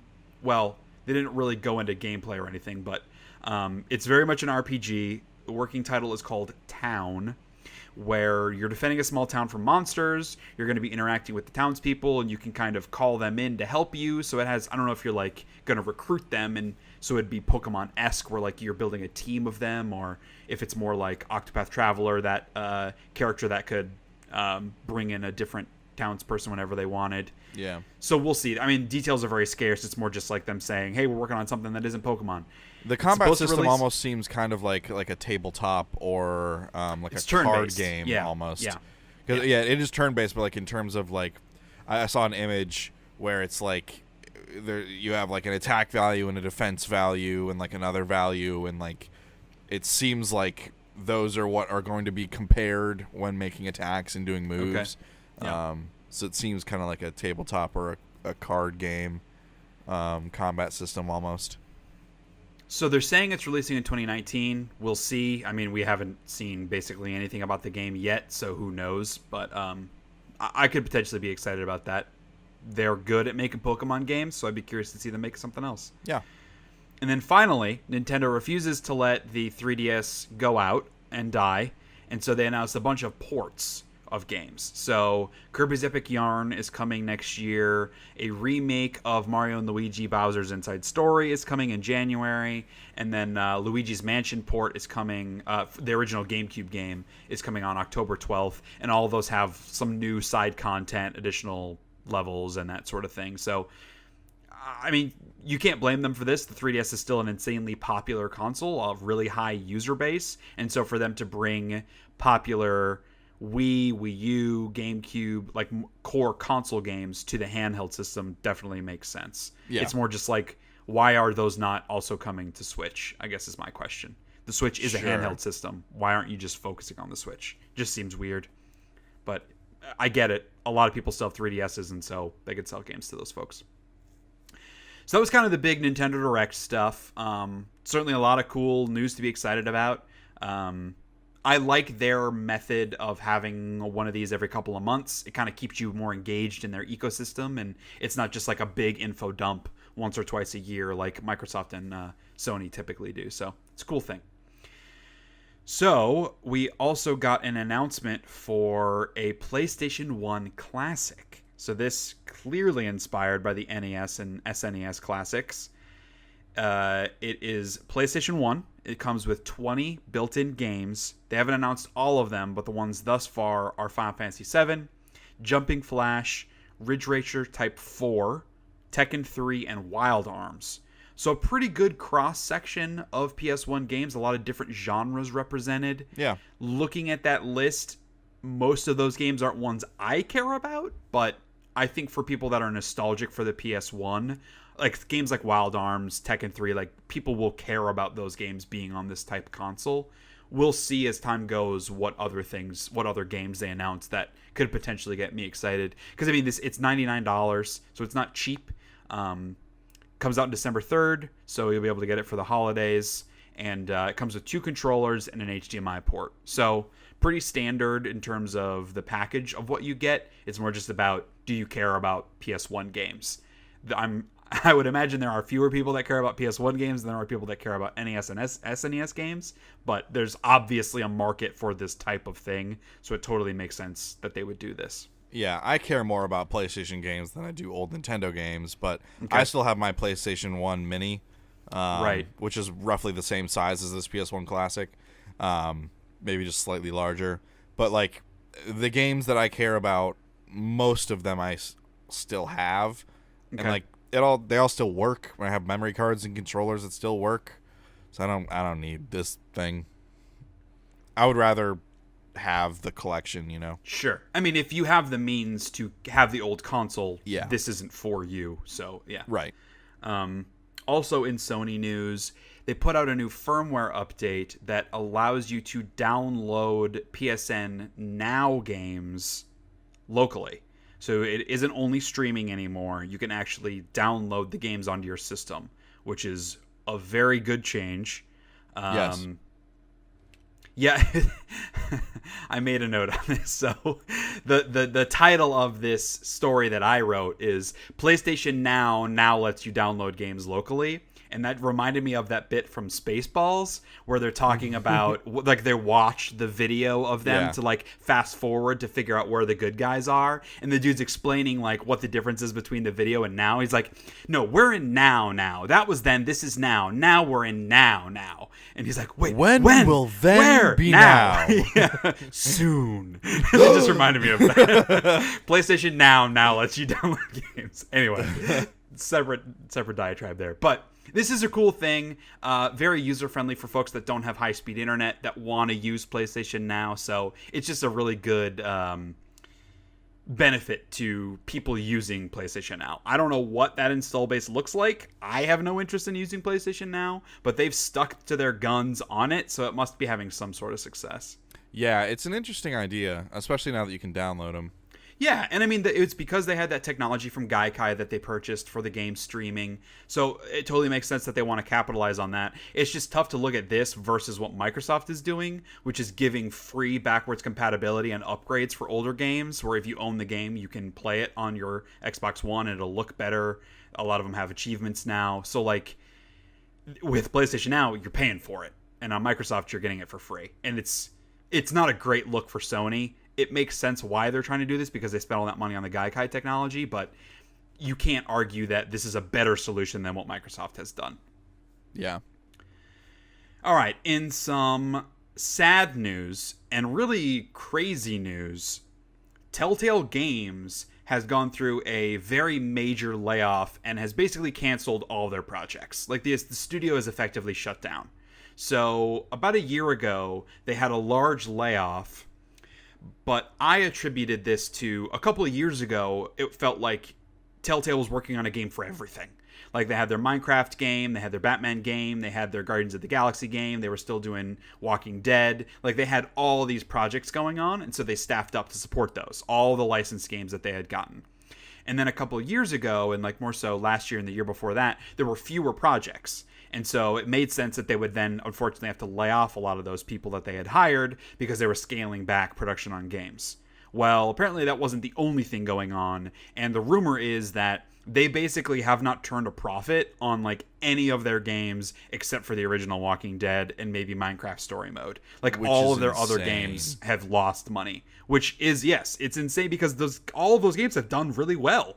I mean, my understanding of it was Tales from the Borderlands was really popular. I imagine the Game of Thrones game was really popular. Wolf Among Us certainly has a ton of fans as well. So, which now makes sense as to why they hadn't reworked the engine yet. Right. Yeah. If they weren't turning profits. Yeah, they were too desperate to keep putting out stuff so they could bring money in. So they have laid off 225 people. They now have a skeleton crew of 25 people. They already released the first episode of The Walking Dead, the final season. So the rumor was that those 25 people were remaining to finish The Walking Dead final season. Apparently that is not the case, and that has also been canceled. So that final season is not going to happen. And those 25 folks are actually working on a Minecraft Story Mode game in partnership with Netflix. So The Wolf Among Us Season 2 that they announced is dead. Game of Thrones Season 2 is dead. The Stranger Things game that they had announced is dead, and it seems like the Spider-Man game they announced is dead. Yes. Yeah. So, yeah, it sucks. Obviously, a ton of people are now out of work. They made good games mostly. Not all of them were great, and certainly the engine needed a lot of work, but there was a lot of cool stuff that was coming out of Telltale, and it's really a shame. I mean, it seems like, frankly, a lot of this comes down to bad management. Because they didn't have the number of people they needed, and then they had too many people. All the financial problems that were going on behind the scenes. It seems like some poor management over there, which really sucks because that affects a lot of people. So it's a bummer. In similar sad news, to get it out of the way, Capcom is closing down Capcom Vancouver. So that studio has been running the Dead Rising franchise since the second game back in 2010. So they had Dead Rising 4 was the most recent one. No, Dead Rising 5 came out like last year, I think. Whoa. Oh, no, it was 4. It was 4. Yeah, it was 4. Because Dead Rising 3 was the one that was like really different in the tone, really different character, and then they brought Frank back for Dead Rising 4. But so they had significant layoffs earlier this year, and now they have officially shut down the studio. And it's not just because they aren't going to continue working on these Dead Rising games, because I guess the studio was currently working on yet another Dead Rising, and it's also about Capcom wanting to move their primary development houses to Japan, so taking away some of that Western development stuff. So again, it sucks to see studios shut down. I haven't been into Dead Rising really since the second game, but I know a lot of people were still big fans of the third one and the fourth one, so it sucks. I'm sure we will see more Dead Rising. Capcom still owns the license, but I at this point, it'll be handed off to somebody else. Okay, we got a teaser for a new Square Enix game. It is called Project Prelude and developed by the studio called Project Istola, which is a new studio being developed by a former producer on the Tales series. So the little trailer is very world and kind of theme focused. I thought the music was beautiful, little piano kind of score going on, and I really liked the art style. Is very kind of like that modern anime video game style, but with some like cell shading to it, which I thought was really, really cool. It's a short trailer. I mean, presumably this will be a JRPG. Impossible to know what it's going to play like at this point, but it looks cool. There's my interest is piqued. It looked a little like it doesn't look all that unique compared to a lot of JRPGs, but that's not necessarily a bad thing. So yeah. Okay, so Ubisoft has come out and kind of laid out the DLC plans for Assassin's Creed Odyssey. Yeah, this is interesting. Yeah, so there's already a season pass for the game. And if you get the season pass, you also get an HD remaster of Assassin's Creed 3 and Assassin's Creed Liberation, which was the PS Vita game. So that's pretty cool that they're putting in this work on those older games and kind of bringing them over to the season pass. Yeah. You will be able to buy those games separately outside of the season pass, which is also cool. So they've made some gameplay changes to AC3. I don't think they've outlined really what those are, but that game is looked at by most as the worst Assassin's Creed game. So hopefully they are making some changes to it and kind of improving that.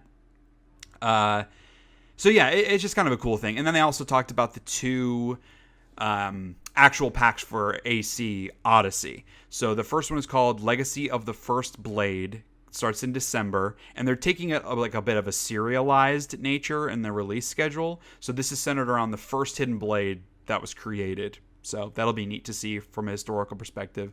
And then the second one is called Fate of Atlantis, which is leaning in more into the more fantastical side. That I guess Odyssey is really big on like the gods, because Origins had some of the Egyptian gods, but it was more like non-canon almost.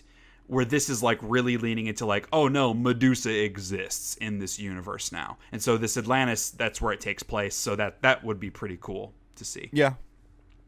And then they're also going to have that free Discovery Tour mode that they had in Origins, which I forgot to ever check out. So I'll have to do that, and maybe I'll do that in Odyssey too. But that'll be a free update. They're going to be doing other like free weekly events. I'm presumably like maybe big boss battles like they did with Origins. So that'll be neat. And the game's coming out soon. It's October 5th. It's just a couple weeks away. My plan is to crank through Spider-Man. I will take a little bit of a break with something else, maybe Guacamelee 2, and then it's Shadow of the Tomb Raider, which already came out, that it's sitting on my desk, and then I'll take a break with something else in between that, probably like, because Life is Strange will have been out, maybe something else, and then AC Odyssey. So I have 3 big open world / semi-open world games in a row, and then Fallout 76 comes out in November. So right.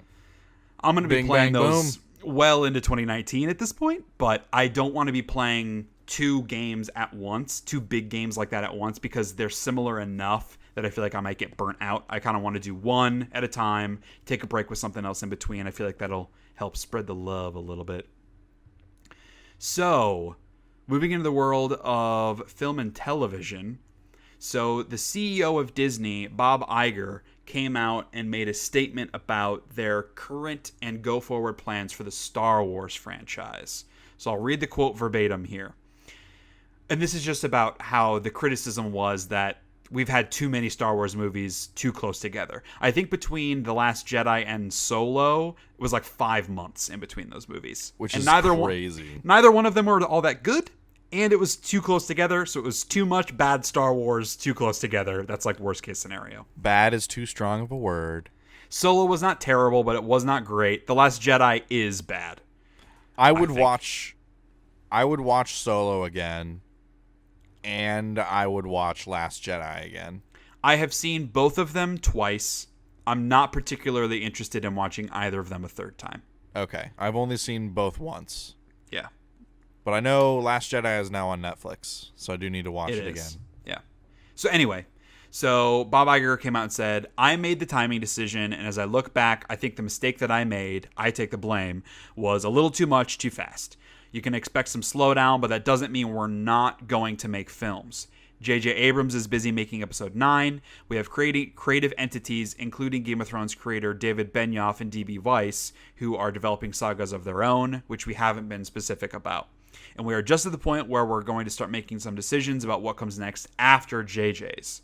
But I think we're going to be a little bit more careful about volume and timing, and the buck stops here with that, referencing himself. So good of him to kind of take the blame for pushing forward that more Star Wars, let's make as much fucking money as we can at once. I think that they probably should have done a better job of looking at what Marvel they did with the Marvel films, because there have been a lot of Marvel films too. There have been like 2 every year, but yeah. With Marvel, it's all different characters where they were building towards a more central focus. With Star Wars, it's been the core of it has been one story, the episode 7 and 8, And then they've had these other movies, Rogue One and Solo, which have been rehashes or flashback films, prequels, if you will, of characters we knew about already. They weren't like, and they're just low stakes films. Yes, exactly. Yeah. So I don't think, my concern is that what they will take away from this is no more than one Star Wars movie a year, which I think is a good place to start.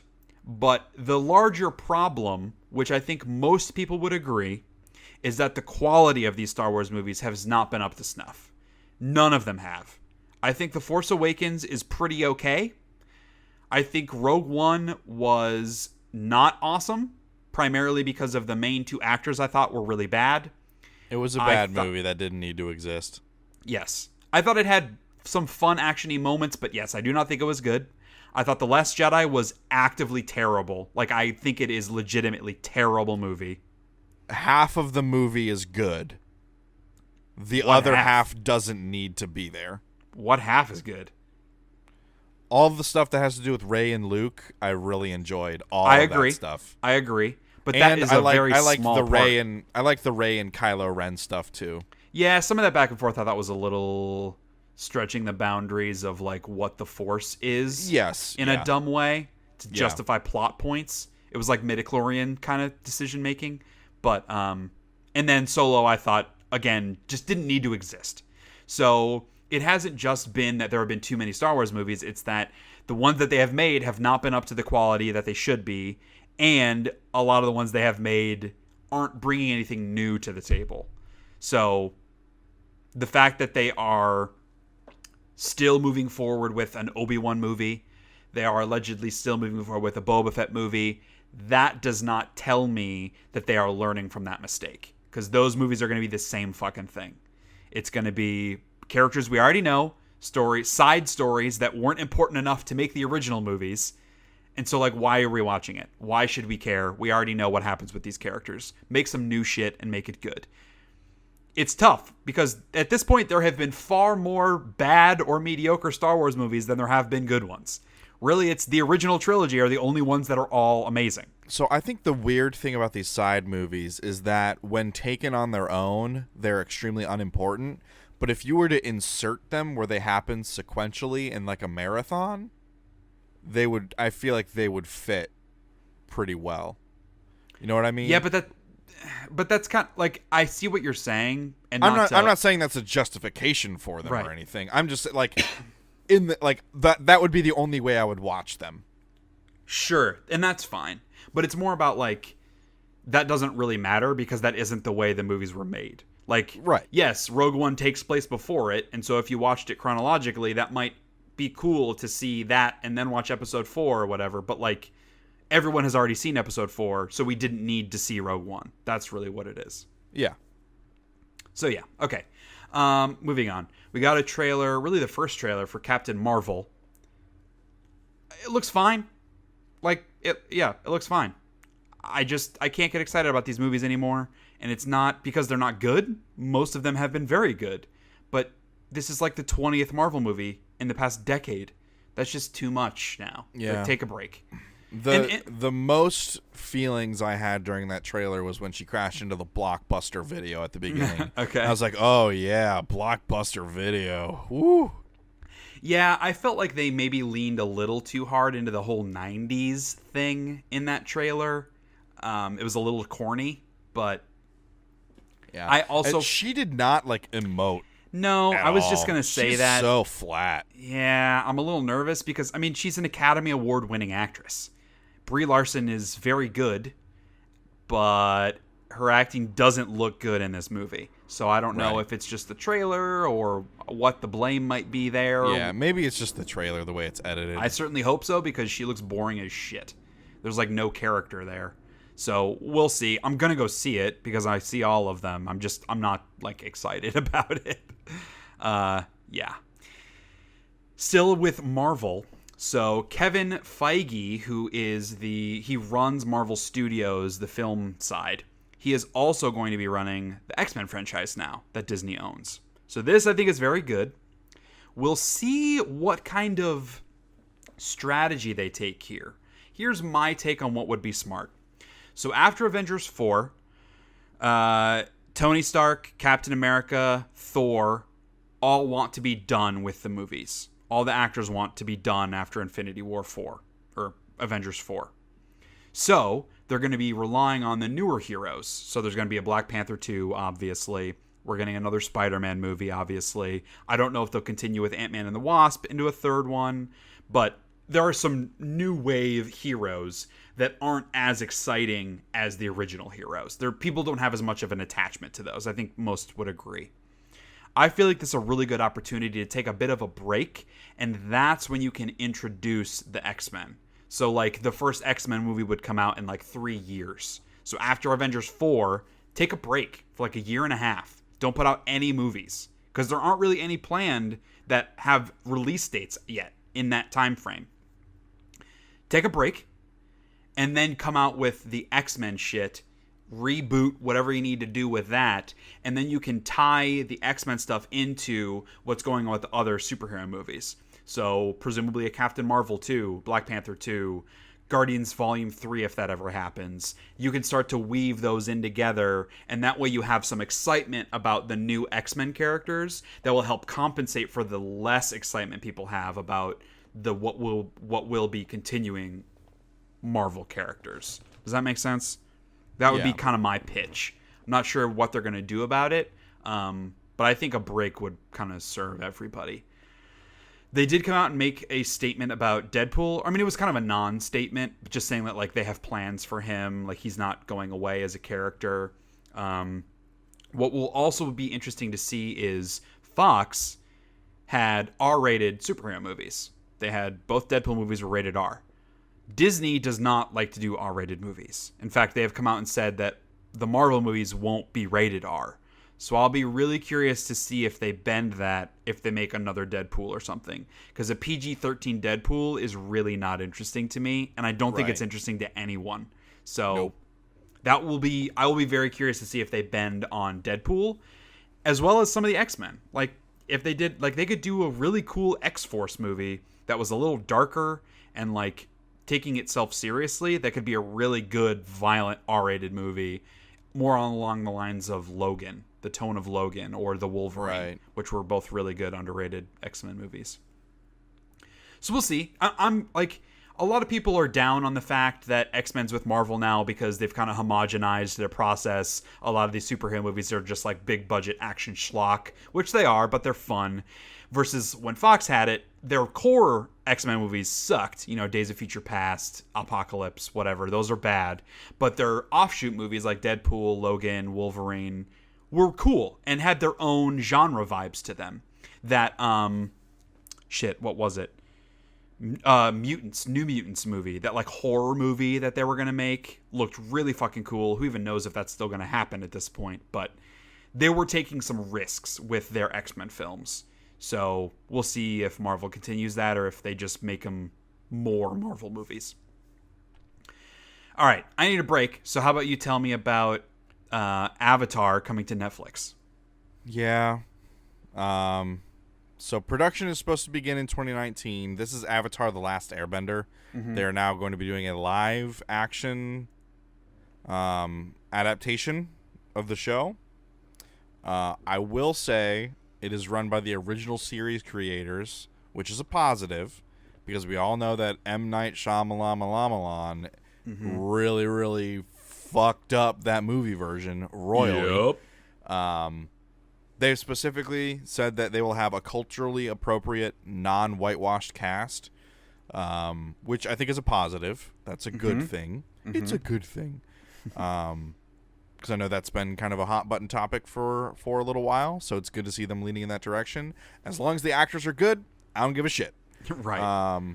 And they are still partnering with Nickelodeon on this. I would assume probably because Nickelodeon still has the rights. That would make sense. Yeah. So they would have to be involved in some way. The only saving grace for this announcement is that it is run by the original series creators. That is the only thing that gives me any kind of confidence in this. I'm surprised that you're not as excited about this. Like, I think this could potentially be really cool. I mean, Netflix throws fucking shit tons of money at their shows. They could make a really cool, good-looking version of this universe, I think. Yeah, but part of what's so much fun about Last Airbender is the animation and the comedy that comes out of it. Yeah. That's part of what's so fun about it. It is hard. If you strip that from it, that's going to be really hard to do. And it's hard to trust because the movie was so bad. We've already seen a live action version of it, and it was atrocious. So it's hard to trust, or it's hard to like go in with a blank slate view on what this might be. But I have faith in Netflix. Their TV shows, by and large, are really good. I don't know. I'm pretty pumped about it. I never finished Avatar: The Last Airbender. I never watched the final like half of the last season. So oh man, I regularly consider going and buying the box set and just doing all of it. I have it, and it is lovely. Yeah. How about this next one? I figured this would be one you'd be excited about too.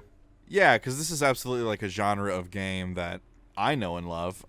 There's hopefully will be an Alan Wake television show. So Alan Wake was heavily influenced by, I believe it was Twin Peaks.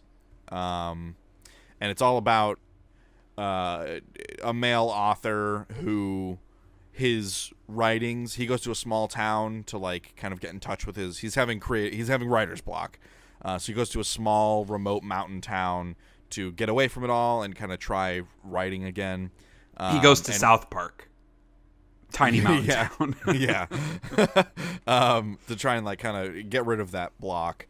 And the things that he writes start to become real. And you kind of play his story, like his wife gets taken potentially by his creations. And so the big thing about the game, the mechanic is like darkness, like things that are coming out of the darkness, you shine a literal light on them and it makes them susceptible to damage. You can get rid of them by shooting them or whatever. So that'll be interesting to see how they play, like how directly tied to the game it will be, if at all.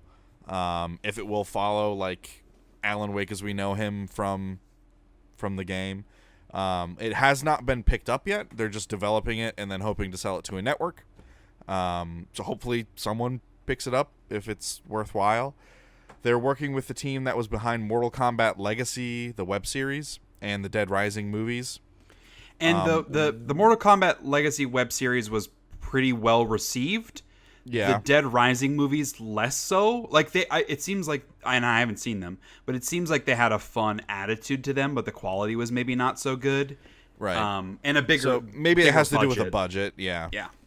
And so this, like, they don't have, like, they don't have a network yet. Right. And the network is where you're going to get a lot of your money. Right. So hopefully whatever budget they have currently is enough to make it not terrible. This is kind of, I mean, effectively, this is Dream Writers. Like, we developed a show and we were trying to pitch it. This is all that's happening with them. It's not like this is getting made. It's not an announcement this show is being made. It's only a story because it's Alan Wake, and it will be cool to see if that kind of thing happens. The people that they're partnering with clearly have history of success of getting their stuff out there. The quality and the budget and that might be up for debate a little bit, but an Alan Wake TV show sounds very cool to me. I don't. Yeah. If it was a real deal network, like if it was a Netflix, I'd have a hard time believing they would call it Alan Wake, just because it's a very video gamey sounding name. But I don't know. We'll see. Like, I could see this show on a Netflix. It's got that horror vibe. The Remedy was already very film oriented in the way they write their characters and their stories. So the transition definitely makes sense. They have a proven track record with the Quantum Break stuff they did. Again, questionable quality of it, but they've shown that they can do that. So I would not be surprised at all if this did get picked up by a cable network. Yeah. And it's Peter Calloway is the executive producer and the showrunner. He was producer on Under the Dome and the writer on Legion. Yeah. So again, that's just kind of them attaching to someone that has, industry experience. Exactly. And again, comes like Dream Writers. That's something we talked about a lot of. Does it make sense to bring on an executive producer or a showrunner that is known to help sell the thing? And yeah, that's just kind of how that writing selling process works in Hollywood. So seems like they're going about it in an intelligent way. We'll see what happens. finally, this is still a rumor. I mean, there may be more news by the time this podcast is up, but where we are right now, the rumor is that Henry Cavill is out as Superman, and that we will no longer see him play the Caped Crusader. Nope, that's Batman. We will no longer see him play Boy Scout. What's Superman's like nickname? I don't remember. It's something. The Ultimate Cop-Out. Sure, fine. So this is really interesting to see how this kind of has unraveled, because it makes sense. So Justice League got a lot of flack for the CGing of his mustache, which he had grown for Mission Impossible, that he couldn't shave because of contract reasons. We're also finding out that he was supposed to appear in Shazam as Superman, and that isn't happening because scheduling conflicts and talks just kind of broke down. And then now he's in this Witcher series, and it just seems like, I mean, I'm not saying anything about Henry Cavill because I don't know, but it seems like he isn't prioritizing Superman as his thing, because he didn't shave because of his thing in Mission Impossible. He didn't do a cameo in Shazam because of other things he was working on. Now he just took a role on a huge production of The Witcher where he's the main character, which is going to take up a lot of his time over the next probably several years. So it feels like he, without coming out and saying it, or without coming out and not playing Superman, it seems like he's kind of trying to do what he can so that WB makes that decision for him, which you could say is shady, but you could also say it's kind of smart of him to do this, where it's a bit more mutual of them parting ways. Obviously, again, it's all still rumor at this point. His agent came out to Twitter and said, like, made some tongue-in-cheek, like, oh, the cape's still in his closet, don't worry, people, but we'll see what happens. The rumor is that WB has turned to Michael B. Jordan to potentially play Superman, which, like, I have complicated feelings on this. That's fine. I have no problem with them having a black guy play Superman. I have no problem with making male characters into female characters. It really just comes down to, like, why are they doing that?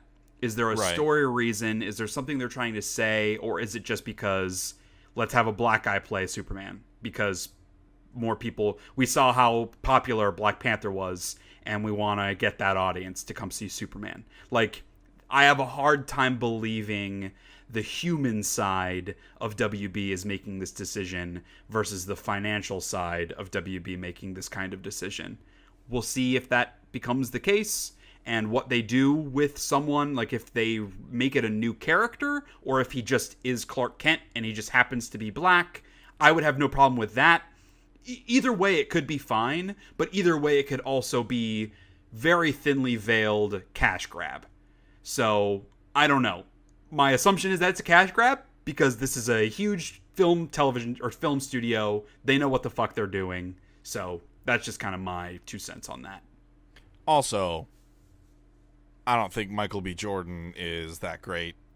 I do. I think I've only seen him in Black Panther, and I thought he was shit all in that. But yeah, and we talked about this because I liked him in that movie. He was honestly like the only thing I liked about that movie was him. And because the first thing I saw him in was Parenthood. He played a small character where he was like one of the daughter's boyfriends, and I thought he was really bad in that. He has done a bunch of stuff since, some of which I have seen that I thought he was good. He played Johnny Storm in the Fantastic Four movie, which was a really bad movie, but he was perfectly fine in that. He's in the Creed spinoff of the Rocky movies, which I haven't seen, but I've heard really good things about it. I think he is a good actor. Maybe some of his choices have been questionable. His projects have been questionable. But yeah, I don't have a problem with him as an actor. It's more just about what that might mean. And I feel the same way. Like in comics, they do this all the time too. Like there was a really big movement several years ago where they made, like, Thor was a woman for a while. Tony Stark retired and handed off the Iron Man mantle to this, like, young scientist black chick. It's like there was a big movement in comics of let's make all of our biggest characters female. And, like, I get it, but I'm also like, there are plenty of awesome female superhero characters. Why don't you just spend more time building those characters up versus taking it feels like the easy way. Feels like the easy way out of instead of taking a character like Spider-Woman or Batwoman, who are awesome, awesome characters, and bring them more into the limelight. Instead, it's like, oh no, Batman's going to be a woman now instead for a little bit. And that didn't happen, but that's just an example. It just feels like it cheapens. It feels like a cash grab. It feels like they're trying to catch part of the movement to try to move more sales versus something that it feels organic and justified by the story. Right. But, again, this is all rumor still. As of right now, Henry Cavill still is Superman, so we'll see how it all plays out. I'm very interested because the rumor is also that Ben Affleck wants to be done as Batman after his solo movie. So the whole DC universe could be dead before it even began. I am A-okay with all of that. Me too. Although, and I didn't write this down, did you watch the little teaser thing for Joaquin Phoenix as Joker? I saw an image. Okay. It was just a screen test. It's like a 20-second little thing. I thought it was a really fucking cool way to tease that because they obviously have not even really started shooting the movie yet. It looks really cool. And I like Joaquin Phoenix. He is a phenomenal actor. Yeah, like I would go see that movie. Yes. I mean, we'll see how it's written, how it's put together, if that is of quality. But him playing Joker, to me, is really cool. Because we talked about this thing. It was last episode or episode before that I watched You Were Never Really Here that he was in. He is fucking good as shit, man. He's so versatile as an actor. He could play any character and I would believe it. So this feels like there have been some things that have come out that he's like, oh, I don't want to read the comics. I want to do my own thing, which like I don't really like that kind of attitude, but he has proven that he can do anything. So if anyone can do a good Joker after watching Jared Leto's shit show, I believe that Joaquin Phoenix can kind of put it on the right track. Yeah. All right, so last thing before we jump into Hate of the Week. So as I was going through Game Informer looking for some news stories, I saw a little reader discussion about having things spoiled for you and how that made you feel. I have a fun story that I'm not sure if I've ever told on the podcast before, but I wanted to ask Kyle if you've had any experience like that where something you were really excited about or you were currently playing or reading or watching that someone spoiled for you.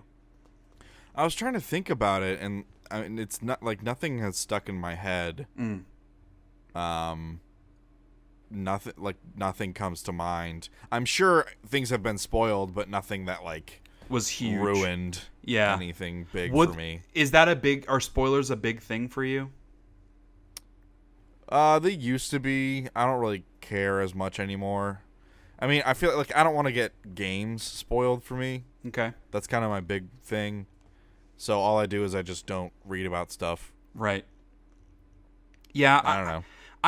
I've cared more about spoilers just because like, even less because I care about the spoilers and more just the attitude that people tend to have about spoilers. Like, people that will spoil things on purpose to ruin it for other people are just like shitty people. And so that's more of my view on the spoilers. My story is accidental, or I guess unintentional spoiler. So when the Harry Potter series came out, I was reading it and I came onto it late, but I caught up in time for the release of Half-Blood Prince, the 6th book. I was reading it, but I had not finished it yet when I went over to a friend's house. And we were looking at like funny... There weren't memes at the time, because this was like 2004, but this is before memes existed. But it was like kind of the precursor of memes, little GIFs and things like that. And there was one that was like it was intended to be like a Rickroll kind of a thing. And for people that don't know what that is, that was a big like, hey, someone would post some like clickbaity thing, and when you click it, it takes you to Never Gonna Give You Up, Never Gonna Let You Down YouTube video, and that's Rickroll. Like, and so that was a really popular thing years ago. You would Rickroll people and trick them into like, oh, have you seen this new, oh shit, they're making a new Pokemon game, like click the link to see the trailer, and then it takes you to Rickroll. So this was kind of one of those. And it was some like big news story about Tom Cruise and like a new Mission Impossible movie or something. And so my buddy, like, he was like, oh, did you see this new Mission Impossible thing? He clicked it and it brought up a page, a printout page of Harry Potter and the Half-Blood Prince with it underlined where it says Snape killed Dumbledore. And he thought I had finished the book and thought it would just be a funny thing of like, oh yeah, see this funny Rickroll for Snape killed Dumbledore. I hadn't finished the book. And so I did not know yet that Snape had killed Dumbledore. And so I was not happy at all with my friend for doing this to me. That was like the biggest spoiler thing that was ruined for me. And that sucked. That was a bummer to have that spoiled. He didn't do it maliciously, obviously. He was just being dumb. And I still hold a grudge against him. Mark Codispoti. Dude, you can't call his full name. Why? People know our full names. What are they going to do?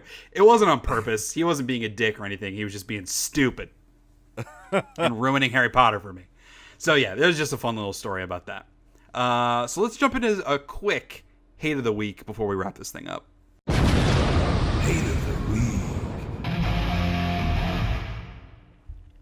All right, so I am going to keep this one short because it is 12:30 on a Sunday. Football starts at 1. I need to do all my Final Fantasy football lineup stuff, so we got to wrap this bitch up. I got more important things to do is what I'm trying to say. So I think I actually told this story or a similar story a year ago because... you did. Okay, yes. So, but it happened again, and it's still just as frustrating.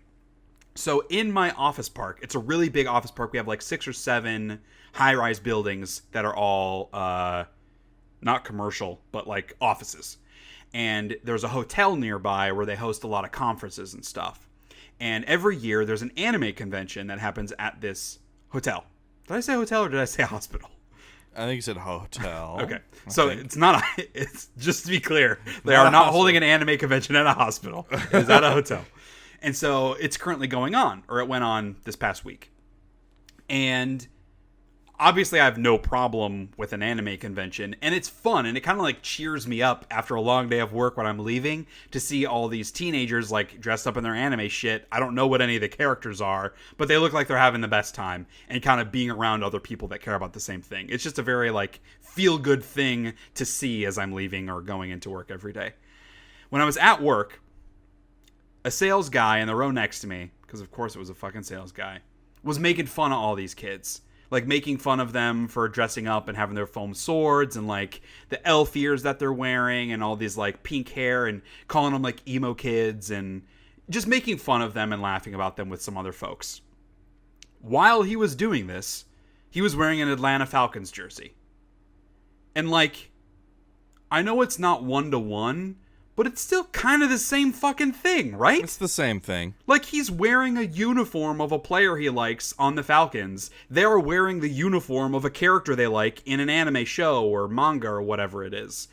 Like, yes, the football player is a real person, and these are fantasy people, but it's not that fucking different. And, like, to me, and I tweeted about this, like, the only real difference that I see between these is that the person in the anime stuff is just more creative than you, because they like made a costume and they created it from foam and materials and they went and bought a t-shirt and drew on it and did all this other stuff. You just went out and bought a fucking jersey from Amazon. Like, you're a lazy fandom person. These are creative fandom people. And I just hate the attitude that because you don't understand something, that means it is lame, and that means that people that care about that thing that you don't understand deserve to be ridiculed. And this goes both ways. Plenty of people that don't like sports like to malign people that do like sports as being whatever. And even in the sports community, people that are really into football, that are the bro type into football, versus the people that are like really interested in the analytics of football, say that they're like football nerds. Because it's just like, why do we always need to marginalize someone? Why can't we just let other people enjoy the things? Why do you care so much? Because we're all miserable.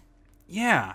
And I know, like, I've made fun of you on here for all the anime stuff, and we poke fun at a lot of different people, but I feel like it's all lighthearted. Obviously, I don't give a shit that you watch anime. I'm glad you enjoy it. I think it's dumb. I think a lot of it's dumb in a fun way. I'm just not particularly interested in it for myself. But who the fuck am I to say that you're lame because you like something that I don't understand, basically? That's just, it's very sad. It is very sad. And I know I bitched about this a year ago when this anime convention was going on. And it sucks that I'm in a different job seeing the same thing happen again. Maybe I just need to get out of this office park so that I won't have to be around it anymore. So yeah, it's tough. People suck. It's what it is. And everywhere you go. I try to do better to not hold on to that, not hold on to that negativity. That's part of this podcast is I choose to hold on to it for the purpose of talking about it here. But it's a balance that I'm still trying to work out because I hate going through life focused on the shittiness of it. Because that's kind of my natural way of things, and I'm trying to break that, especially because I'm going to be a dad. But it grinded my gears, some might say, to bring back that old chestnut. Yeah. I know how much you love grinding my gears. Let's bring that back. So, to kind of compensate, let's talk about something that we don't hate. So this might seem like an obvious one, but today I don't hate that I'm going to be a dad. I am terrified and stressed, but pretty fucking pumped about it too. It's gonna be cool. I don't hate that now I can play Destiny 2 when you can't because you're going to be a dad and you won't have time. That is something that is going to be really tough for me to adjust. And that was for the longest time, Kelly and I, when we would talk about kids, we knew we wanted to have them, but I wasn't ready yet because it's not for a good reason. It's frankly because I was still too selfish. I wanted to be able to do what I wanted to do when I wanted to do it. I wasn't ready to give that up. Now I don't have a choice. And that's gonna be a tough transition for me. And I know it is. It's gonna be hard for me to not be able to watch a show I want to watch or not be able to play a game I want to play because my child needs me. And it'll be easier once I have my child because your life just changes irrevocably. Thank you. And my whole perspective on life will change and my priorities will change. I'm glad that's happening because when I look at it right now, I'm still like, fuck, dude, I'm not going to be able to play Spider-Man for 6 hours every Saturday once I have a kid. That's going to suck. So I'm glad knowing that I'll have a different attitude when my child is here and I'll want to just spend time staring at my baby. That excites me. That prospect of a completely new... not hobby, but a completely new passion that I will have for another human being is going to exist very soon. That's going to be really cool. So I'm excited about that. And I'm excited that you'll be able to play games without me where you don't feel obligated to wait for me. Yeah. It's really a win-win. Sure. I'm excited for you. And you can be the fun uncle. And this will be this is the closest you're gonna ever be to having kids. Yes, so that's good for you. You can spoil them and be the cool, fun, sarcastic uncle. It'll be a good relationship. I'm excited for you to be an uncle. I'm gonna be the one who teaches your kid about how shitty the world is, and we can talk about that. Yeah, we can figure that out as we go. I'm sure my wife will have opinions on that prospect. But yeah, we can certainly talk about it. Oh, that's funny. So that's going to do it for the podcast, everybody. Be sure if you have any comments or questions or topics of discussion or feedback, send an email to info@SheaHatesEverything.com, or you can shoot us a message on the Facebook page /Shea Hates Everything, or on Twitter @Shea_Castle, which is my full name. And that's going to do it. Thank you, Kyle, for joining. Thanks, everybody, for listening. And check out SheaHatesEverything.com for the show notes on everything we talked about today, as well as some other news, reviews, and opinions on video games, movies, comics, and other shit that matters. That's it. Peace out.